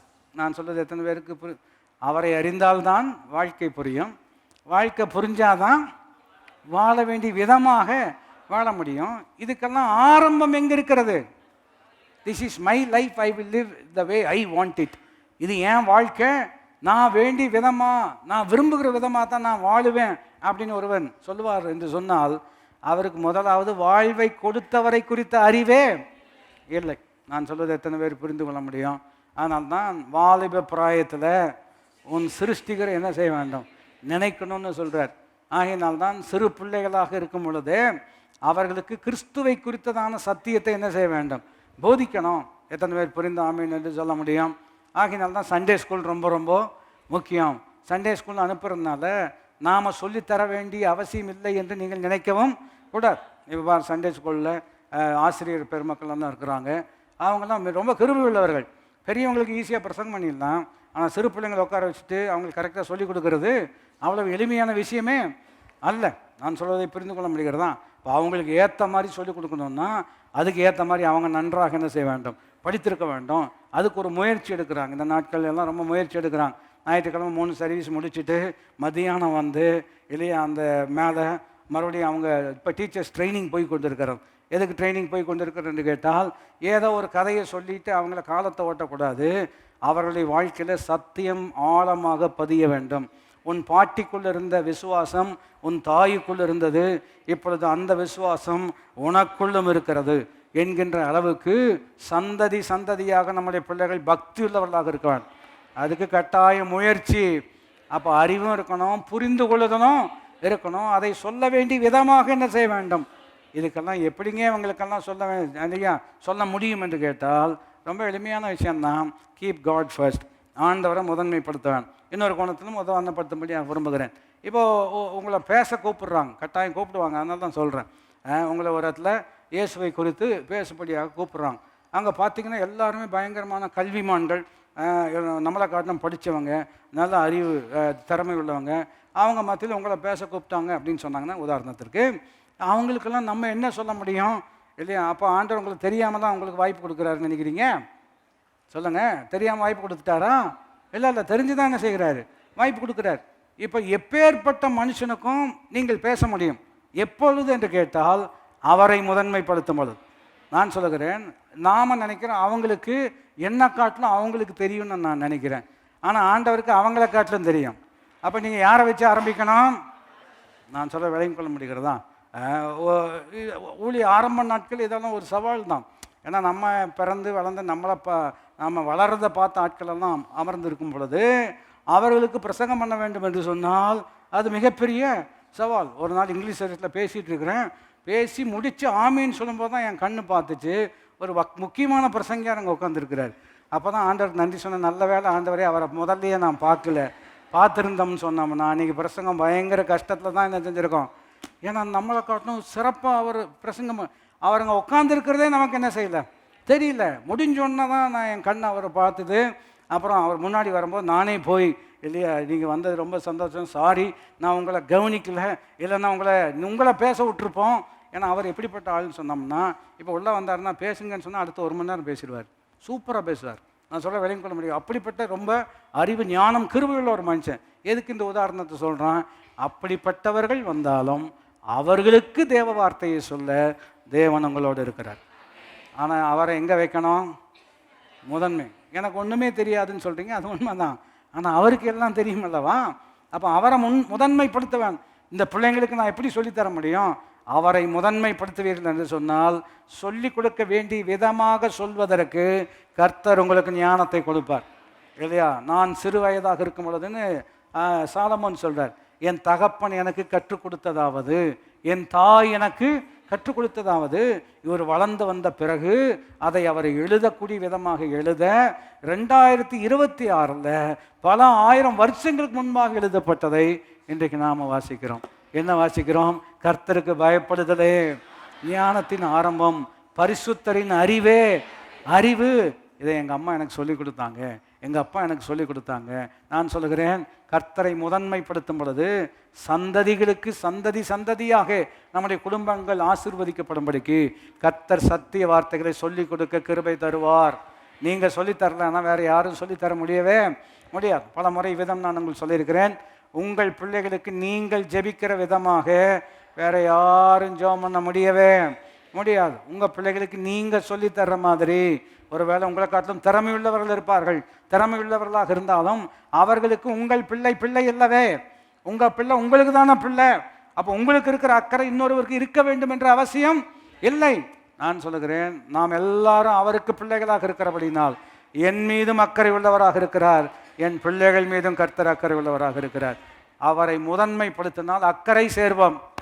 சொல்லுங்கள், அவரை முதன்மைப்படுத்தினால் கட்டாய அக்கறை சேருவோம். இங்கே சொல்லியிருக்கிறது பரிசுத்தரின் அறிவே அறிவு என்று சொன்னால் the knowledge of the Holy One is understanding. ஆகினால if you want to understand life அப்படின்னு சொன்னோம்னா, வாழ்க்கையை புரிந்து கொள்ளணும் அப்படின்னா, you don't start with yourself. நீங்கள் உங்களில் ஆரம்பிக்கக்கூடாது, வாழ்க்கையை கொடுத்தவரை வைத்து தான் ஆரம்பிக்க வேண்டும். சொல்லுங்கள், யாரை வச்சு தான் ஆரம்பிக்கணும்? கர்த்தரை. குடும்பம் ஆசீர்வாதமாக இருக்கணும்னா முழு குடும்பத்துக்கும் நாமகாரணராகிய பிதாவை நோக்கி நான் முழங்கால் படியிட்டு அப்படின்னு பவுல் சொல்கிறார் அல்லவா, அங்கே தான் ஆரம்பிக்கணும். தொழில் நம்ம செய்ய போகிறோம் இல்லையா, பரலோகத்தின் தேவன் காரியங்களை கைகூடி வர பண்ணுவார். அவரை முதன்மைப்படுத்தி தான் நாம் ஒரு காரியத்தை ஆரம்பிக்கும் பொழுது நீ கையிட்டு செய்யும் எல்லா வேலைகளையும் ஆசீர்வதிக்கும்படிக்கு கர்த்தர் தம்முடைய நல்ல பொக்கிஷ சாலையாகிய வானத்தை திறப்பார். நீ அநேகம் ஜாதிகளுக்கு கடன் கொடுப்பாய், நீயோ கடன் வாங்காதிருப்பாய். ஏற்கனவே வாங்கின கடனையும் திருப்பி கட்டுவாய், அதன் பின்பு வாங்காதிருப்பாய்.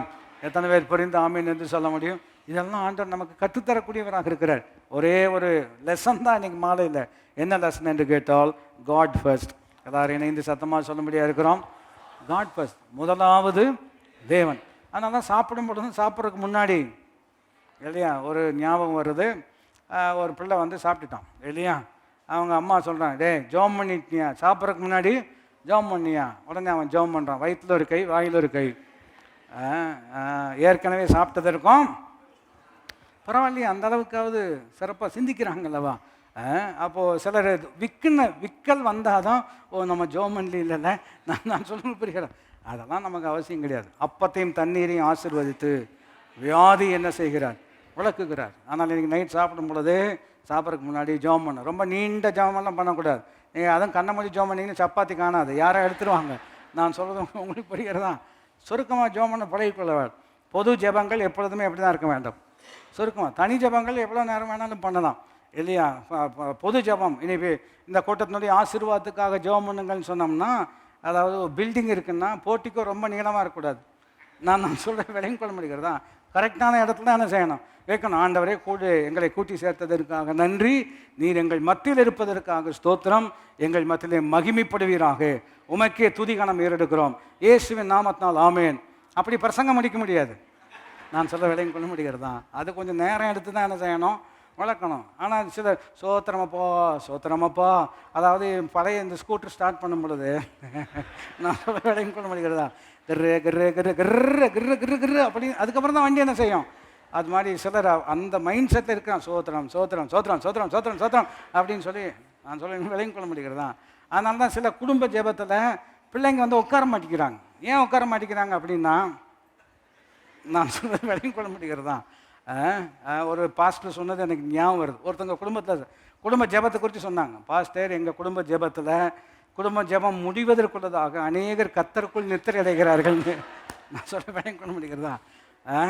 அப்போ குறிப்பு என்ன சொல்ல வரோம், அவர் நல்ல ஞானம் தருவார், நல்ல அறிவு தருவார். அவரை அறிந்தால்தான் புரியும். சொல்லுங்கள், அவரை அறிஞ்சுக்கிட்டால் தான் வாழ்க்கையே புரியும். புரிஞ்சாதான் வாழ வேண்டிய விதமாக வாழ முடியும். இதையெல்லாம் சுருக்கி ஒரு இடத்துல இருக்கிறோம். இந்த அறிவு, இந்த புரிந்து கொள்ளுதல், இந்த ஞானம், இதெல்லாம் எங்கே இருக்கிறது என்று கேட்டால், அறிவு ஞானமாகிய பொக்கிஷங்கள் அவருக்குள் இருக்கிறது. நீங்கள் அவருக்குள் இருக்கிறீர்கள். விவேகமும் அறிவும் அவருடைய வாயில் இருந்த புத்தியும் அறிவும் அவருடைய வாயில் நின்று வரும் வார்த்தையில் தான் இருக்கிறோம். 4 குறிப்புகள் இப்போ தான் 4 நீங்கள் யோசிக்கக்கூடாது. அதை நீங்கள் நோட் பண்ணிக்கிட்டிங்கன்னா போதும். ரொம்ப அற்புதமான விஷயம் இல்லையா. முதலாவது தேவனுடைய ராஜ்யம் என்று சொல்லும் பொழுது சீக் த கிங்டம் ஆஃப் காட்னு இருக்கிற இந்த சீக்குங்கிற வார்த்தை இருக்கிறது அல்லவா, அதில் 4 அற்புதமான அம்சங்கள் உள்ளடங்கி இருக்கிறது. ஒன்று, அதாவது ப்ரையாரிட்டைஸ் பண்ணுவது, முதன்மைப்படுத்துவது. அதனால தான் அந்த வசனத்தை மறுபடியும் எடுத்துக்கொள்ளாமே, முதலாவது தேவனுடைய ராஜ்யத்தையும் நீதியும் தேடுங்கள்னு இருக்கிறது அல்லவா. அந்த முதலாவதுங்கிற வார்த்தையை எடுத்துட்டிங்கன்னா என்ன ஆயிரும், தேவனுடைய ராஜ்யத்தையும் நீதியும் தேடுங்கள் அப்படின்னா அதை எப்படி நம்ம விளக்கம் சொல்லலாம்? தேடுங்கள் தானே சொல்லியிருக்கிறாரு. இன்றைக்கி இந்தியா விளையாடுது, நாளைக்கு தேடினா போதும் அப்படி சொல்லலாமா? சொல்லலாம். தேடுங்கள்னு சொன்னோம்னா if it is convenient for யூங்கிற மாதிரி ஆயிரும். உங்களுக்கு வசதிப்பட்டால் நீங்கள் தேடலாம். உங்களுக்கு ரொம்ப சோம்பலாக இருக்கா, பரவாயில்ல, நீங்கள் தூங்குங்கள், பிற்பாடு ஆண்டவரை தேடினால் தேடுங்கள் தானே இருக்கிறது. எப்போன்னு சொல்லலையே. அப்போ முதலாவது, எல்லாரும் அந்த வார்த்தையை சொல்லலாம், முதலாவது. அப்போ முதலாவது தேவனுடைய ராஜ்யம்னா எப்போ தேடணும்? இது இப்போ இவ்வளோ ஒரு ஆழமான சத்தியம். நான் சொல்கிறது உங்களுக்கு புரிகிறது தான். சிம்பிளான விஷயம்தான். ஒரு தேவ மனுஷன் சொன்னது நினைவுக்கு வருகிறது, த plain things are the main things and the main things are the plain things அப்படின்னு சொல்கிறார். பல வருஷம் பிரசங்கம் பண்ணக்கூடிய தேவ மனுஷன் என்ன சொல்கிறார் என்றால், இங்கிலீஷில் தான் சரியாக வருகிறது, the main things are the plain things, the plain things are the main things. முதலாவதுங்கிற வார்த்தை தான் ரொம்ப சிம்பிளாக இருக்கிறது, அந்த சிம்பிளான வார்த்தை தான் ரொம்ப முக்கியமான வார்த்தை. அப்போ நம்முடைய வாழ்க்கையில் யார் முதலாவது ப்ரையாரிட்டைஸ் பண்ணணும் இல்லையா? முதலாவது தேவனுடைய ராஜ்யம் என்று சொன்னால் 1008 வேலை இருக்கிறது. எவ்வளோ வேலை, எவ்வளோ முக்கியமான வேலையாக இருந்தாலும் யாரை முதன்மைப்படுத்தி தான் ஆரம்பிக்க வேண்டும்? கர்த்தரை. அதனால தான் வாரத்தின் முதலாவது நாள் ஞாயிற்றுக்கிழமை வாரத்தினுடைய முதலாவது நாள். இந்த முதலாவது நாளில் கர்த்தரை முதன்மைப்படுத்தின உங்களுடைய வாழ்க்கையில் இவைகளெல்லாம் கூட வரும். ஆங்கில ஆராதனையில் இந்த வார்த்தைகளை ஆண்டவர் உணர்வாக கொடுத்தார். Whatever is needed will be added. எல்லாரும் இணைந்து சொல்லுங்கள், வாட் எவர். இந்த வசனம் தான் இல்லையா? Seek ye first the kingdom of God and all these things shall be added unto you. அதுக்கு முந்தின வசனம், the Father knows that you are in need of all these things. இது ரெண்டையும் இணைச்சி ஆண்டவர் அற்புதமான உணர்வான வார்த்தை சொல்கிறார். What ever is needed will be added. எல்லாரும் இணைந்து சத்தமாய் சொல்ல வேண்டும், what ever is needed. If money is needed, it will be added. If wisdom is needed, it will be added. காரணம் என்ன? இவைகள் உங்களுக்கு தேவை என்பதை உங்கள் பரமபிதா அறிந்திருக்கிறார். அவரை முதன்மைப்படுத்துகிறோம். பைபிள் சொல்லுது ப்ரையாரிட்டைஸ் பண்ணுறோம், முதன்மைக்கு வர்றார். ரெண்டாவது பர்சனலைஸ்ன்னு சொல்கிறது. பர்சனலைஸ்ன்னு சொன்னோம்னா பாருங்கள், அதை நம்முடைய உரிமையாக்கி கொள்வது. தனிப்பட்ட நிலைமையில் அதை என்ன செய்யணும்? உரிமையாக்கி கொள்ள வேண்டும் இல்லையா? அதை ஒரு வசனம் சொல்லி நான் உங்களுக்கு சொல்லும்படியாக விரும்புகிறேன். உபாகம புஸ்தகத்தில் இருக்கிறது, ரொம்ப அற்புதமான வார்த்தை இல்லையா? இது எல்லாமே வசனத்துக்குள்ளே தான் வந்து நிற்கும் இல்லையா? ஹவு டு கீப் காட் ஃபர்ஸ்ட்னு சொன்னால் கீப் இஸ் வேர்ட் ஃபர்ஸ்ட், அவ்வளோதான். காட் ஃபர்ஸ்ட்னு என்ன அர்த்தம்? அவர் வார்த்தையை தான் என்ன செய்ய வேண்டும்? முதன்மைப்படுத்தணும் இல்லையா? கர்த்தரை முதன்மைப்படுத்த விரும்புகிறேன் என்று சொன்னால் வார்த்தையை தான் என்ன செய்ய வேண்டும்?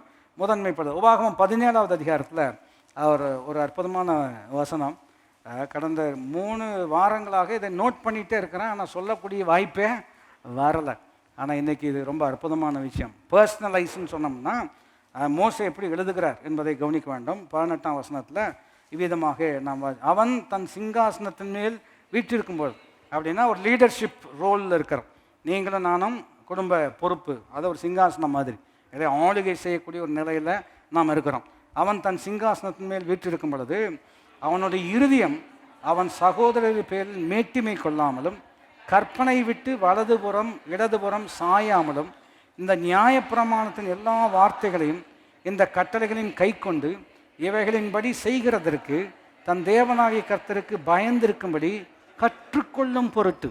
எப்படி இருக்கிறவங்க அந்த இடத்துல உட்கார்ந்தோடனே தப்பு தண்டா பண்ணாமல் செய்ய வேண்டியதை செய்வதற்கு, மண்டகணம் வராமல் இருப்பதற்கு, மனத்தாழ்மையாக நடப்பதற்கு, அந்த பொறுப்பில் இருந்து பொறுப்பை சரியாக செய்யணும் அப்படின்னு அவன் இருக்கக்கூடிய நிலைமையில் கற்றுக்கொள்ளும் பொருட்டு இப்போ நீங்கள் வாசிக்க வேண்டும். அவன் லேவியராகிய ஆசாரியர்களிடத்திருக்கிற நியாயப்பிரமாண நூலை பார்த்து தனக்காக ஒரு பிரதியை எழுதி தன்னிடத்தில் வைத்து கொண்டு தன் ஜீவனுள்ள நாளெல்லாம் அதை வாசிக்க கடவன். இப்படி செய்வதனால் தானும் தன் குமாரரும் இஸ்ரவேலின் நடுவிலே தங்கள் ராஜ்யத்தில் நீடித்து வாழ்வார். அவங்க குடும்பம் வாழ்ந்திருக்கணும் அப்படின்னு சொன்னோம்னா தனக்கென்று ஒரு பிரதியை எழுதி என்ன செய்ய வேண்டும்? ரொம்ப அற்புதம். அதை தான் பர்சனலைஸ் பண்ணுறது இல்லையா? This is my personal Bible அப்படின்னு என்ன அர்த்தம்? இதே வேதம் தான் பவுலும் எழுதினார், பவுலும் வாசிச்சிருக்கிறாரு. ஆனால் இன்றைக்கி யாருடைய பைபிள் இது? என்னுடைய. நான் சொல்ல விளங்கிக் கொள்ள முடிகிறதா? அவர் சொல்கிறார், தனக்கென்று ஒரு பிரதியை எழுதி வைத்து அதை அவன் வாசித்து அதை கடைபிடிப்பான் என்று சொன்னால் அவனும் அவன் குமாரரும் அவன் சந்ததியும் கோயம்புத்தூரில் வாழ்ந்திருப்பார்கள். சொல்லுங்கள், நீங்கள் எப்படி இருப்பீர்கள்? வாழ்ந்திருப்பீர்கள் இல்லையா? இது யாருக்கோ எனக்கு சொன்னது. சொல்லுங்கள், யாருக்கு சொன்னதுங்க? எனக்கு சொன்னது. சிலர்னா அப்படி சொல்லுவாங்க இல்லையா, இது என்னுடைய வாக்கு தத்தம். ஏன் என்ன சொல்லுவாங்க? இது என்னுடைய. ஏன் அப்படி உரிமை பாராட்டுகிறார்கள் என்று கேட்டால், சிலர்லாம் சைடில் டேட்டெல்லாம் போட்டு வச்சுருப்பாங்க. சிலருடைய பைபிள் பார்த்துருக்கீங்களா? சைடில் டேட்லாம் போட்டு வச்சுருப்பாங்க. காரணம், அந்த நாளில் கர்த்தர் இந்த வார்த்தையை எனக்கு பேசியிருக்கிறார், இது என்னுடைய வாழ்க்கையில் நிறைவேறும். இது உங்கள் வாழ்க்கையில் நிறைவேறுவதற்கு முன்பதாக பல ஆயிரம் பேருடைய வாழ்க்கையில் நிறைவேறி இருக்கிறது. ஆனால் இன்றைக்கி என் வாழ்க்கையில் நிறைவேறப் போகிறோம். இது மை பர்சனல் எக்ஸ்பீரியன்ஸ். மூன்றாவது, you have to pursue the word of God. எல்லாம் குடும்பம்னால் அடுத்த வாரத்தில் கவனிக்கும்படியாக இருக்கிறோம். கடைசியில் you have to make it as a personal experience. கர்த்தர் நல்லவர் என்பதை ருசித்து பாருங்கள், அவரை நம்புகிற மனுஷன் பாக்கியவான். இதெல்லாம் எங்கே ஆரம்பிக்கிறது என்று கேட்டால், யூ பிகின் வித் காட். ஆண்டவரை வச்சு தான் என்ன செய்கிறோம், ஆரம்பிக்கிறோம். ஆகையினால இன்றைக்கு வரக்கூடிய நாட்களில் what ever it might be, எந்த விஷயமாக இருந்தாலும் முதலாவது தேவனுடைய ராஜ்யம், அவரை கனப்படுத்தும் பொழுது பைபிள் சொல்லுகிறது, ஒருவன் என்னை கனம் பண்ணினால் நான் அவனை என்ன செய்வேன். வரக்கூடிய நாட்களில் கர்த்தர் உங்களை எப்படியெல்லாம் கனம் பண்ண போகிறார் என்பதை நாம் கற்றுக்கொண்டு அனுபவிக்க போகிறோம். அதற்கு முன்பதாக இன்றைக்கு அவரை கனம் பண்ணக்கூடிய நேரம். எல்லாரும் எழுமி நின்றவர்களாக பாருங்கள். மறுபடியும் அந்த வார்த்தையை சொல்லும்படியாக விரும்புகிறேன். What ever is needed will be added. எல்லாரும் இணைந்து சொல்லும்படியாக இருக்கிறோம். What ever is needed it will be added. ஏனென்றால் இவைகள் உங்களுக்கு தேவை என்பதை பரமபிதா அறிந்திருக்கிறார். அர்ப்பணித்தவர்களாக கரங்களை பரத்துக்கு நேராக உயர்த்தினவர்களாக தேவனை நோக்கி பார்க்கக்கூடிய அற்புதமான நேரம். ஆண்டவர் டீமேஜ் இருக்குதுங்க. ஆண்டவர் இந்த நாளில் நமக்கு உதவி செய்ய வல்லமுள்ளவராக இருக்கிறார். அவருடைய கிருபை நமக்கு போதுமானதாக இருக்கிறது. ஒருவேளை தவறான தீர்மானங்கள், தேவ ஆலோசனை காத்திராமல் அவசரப்பட்டதின் விளைவு ஒருவேளை சிக்கலில் இருக்கலாம், சவாலில் இருக்கலாம். இன்றைக்கும் இட்ஸ் நாட் டூ லேட். இன்றைக்கும் கால தாமதம் அல்ல. இன்றைக்கும் ஆண்டவர் நமக்கு உதவி செய்ய வல்லமுள்ளவராக இருக்கிறார். வேதம் சொல்லுகிறது, இன்றைய ரட்சணிய நாள், இதுவே அனுக்கிரக காலம். இந்த 8ஆம் தேதி மார்ச் மாதம் நம்முடைய வாழ்க்கையில் மிகப்பெரிய திருப்பு முனையை கர்த்தர் நம்முடைய வாழ்க்கையில் செய்ய வல்லவராக இருக்கிறார். அப்படிப்பட்ட தேவனுக்கு நேராக கரங்களை உயர்த்தினவர்களாக ஆண்டவரை நோக்கி நாம் பார்ப்போம். ஹல்லேலூயா. ஆதாரம் நீர்தானையா, எங்கள் ஆதாரம் நீர்தானையா, ஆதாரம் நீர்தானையா, எங்கள் ஆதாரம் நீர்தானையா. காலங்கள் மாற, கவலைகள் தீர, காரணம் நீர்தானையா. ஏசையா, காலங்கள் மாற, கவலைகள் தீர, காரணம் நீர்தானையா. சொல்லுங்கள், உந்தனின் சாட்சியாய் வாழ உள்ளத்தில் வெகு நாளாய் ஆசை. உந்தனின் சாட்சியாய் வாழ உள்ளத்தில் வெகு நாளாய் ஆசை. உம்மிடம் வந்தே உள்ளத்தை தந்தே சாட்சியாய் வாழ்ந்திடுவேன். இசையா, உம்மிடம் வந்தேன், உள்ளத்தை தந்தேன், சாட்சியாய் வாழ்ந்திடுவேன். என் இறைவா, ஆதாரம் நீர்தானையா, எங்கள் ஆதாரம் நீர்தானையா. காலங்கள் மாற, கவலைகள் தீர, காரணம் நீர்தானையா. இசையா, காலங்கள் மாற, கவலைகள் தீர, காரணம் நீர்தானையா. கரம் உயர்த்தி, ஆண்டவரே, எங்கள் எல்லா ஆசீர்வாதங்களுக்கு நீரே ஊற்றும் காரணமாக இருப்பதற்காக நன்றி. எங்கள் வாழ்க்கையில் நீரே முதன்மையானவர், நீரே அல்பா, நீரே ஒமேகா, எல்லாவற்றுக்கும் எல்லாமான தேவன். வரக்கூடிய நாட்கள் ஆண்டவரை உம்மை கனப்படுத்தக்கூடிய நாட்களாக, உம்மால் கனத்தை அனுபவிக்கக்கூடிய நாட்களாக எங்கள் குடும்பங்களுக்கு நீர் மாற்றி தருவதற்காக நன்றி. வார்த்தை கேட்ட ஒவ்வொருடைய வாழ்க்கையும் ஆண்டவரை வளமாக இருப்பதாக, ஆசீர்வாதமாக இருப்பதாக, இந்த வாரம் வெற்றியாக இருப்பதாக இயேசுவின் நாமத்தில் கேட்கிறோம் எங்களுடைய நல்ல பிதாவே. நம்முடைய கர்த்தராகிய இயேசு கிறிஸ்துவினுடைய கிருபையும் பிதாவாகிய தேவனுடைய அன்பும் பரிசுத்த ஆவியானவருடைய ஐக்கியம் நம் அனைவரோடு கூட என்றென்றைக்கும் இருப்பதாக. ஆமென். அல்லேலூயா. கர்த்தர் உங்களை ஆசீர்வதிப்பாராக. God bless you.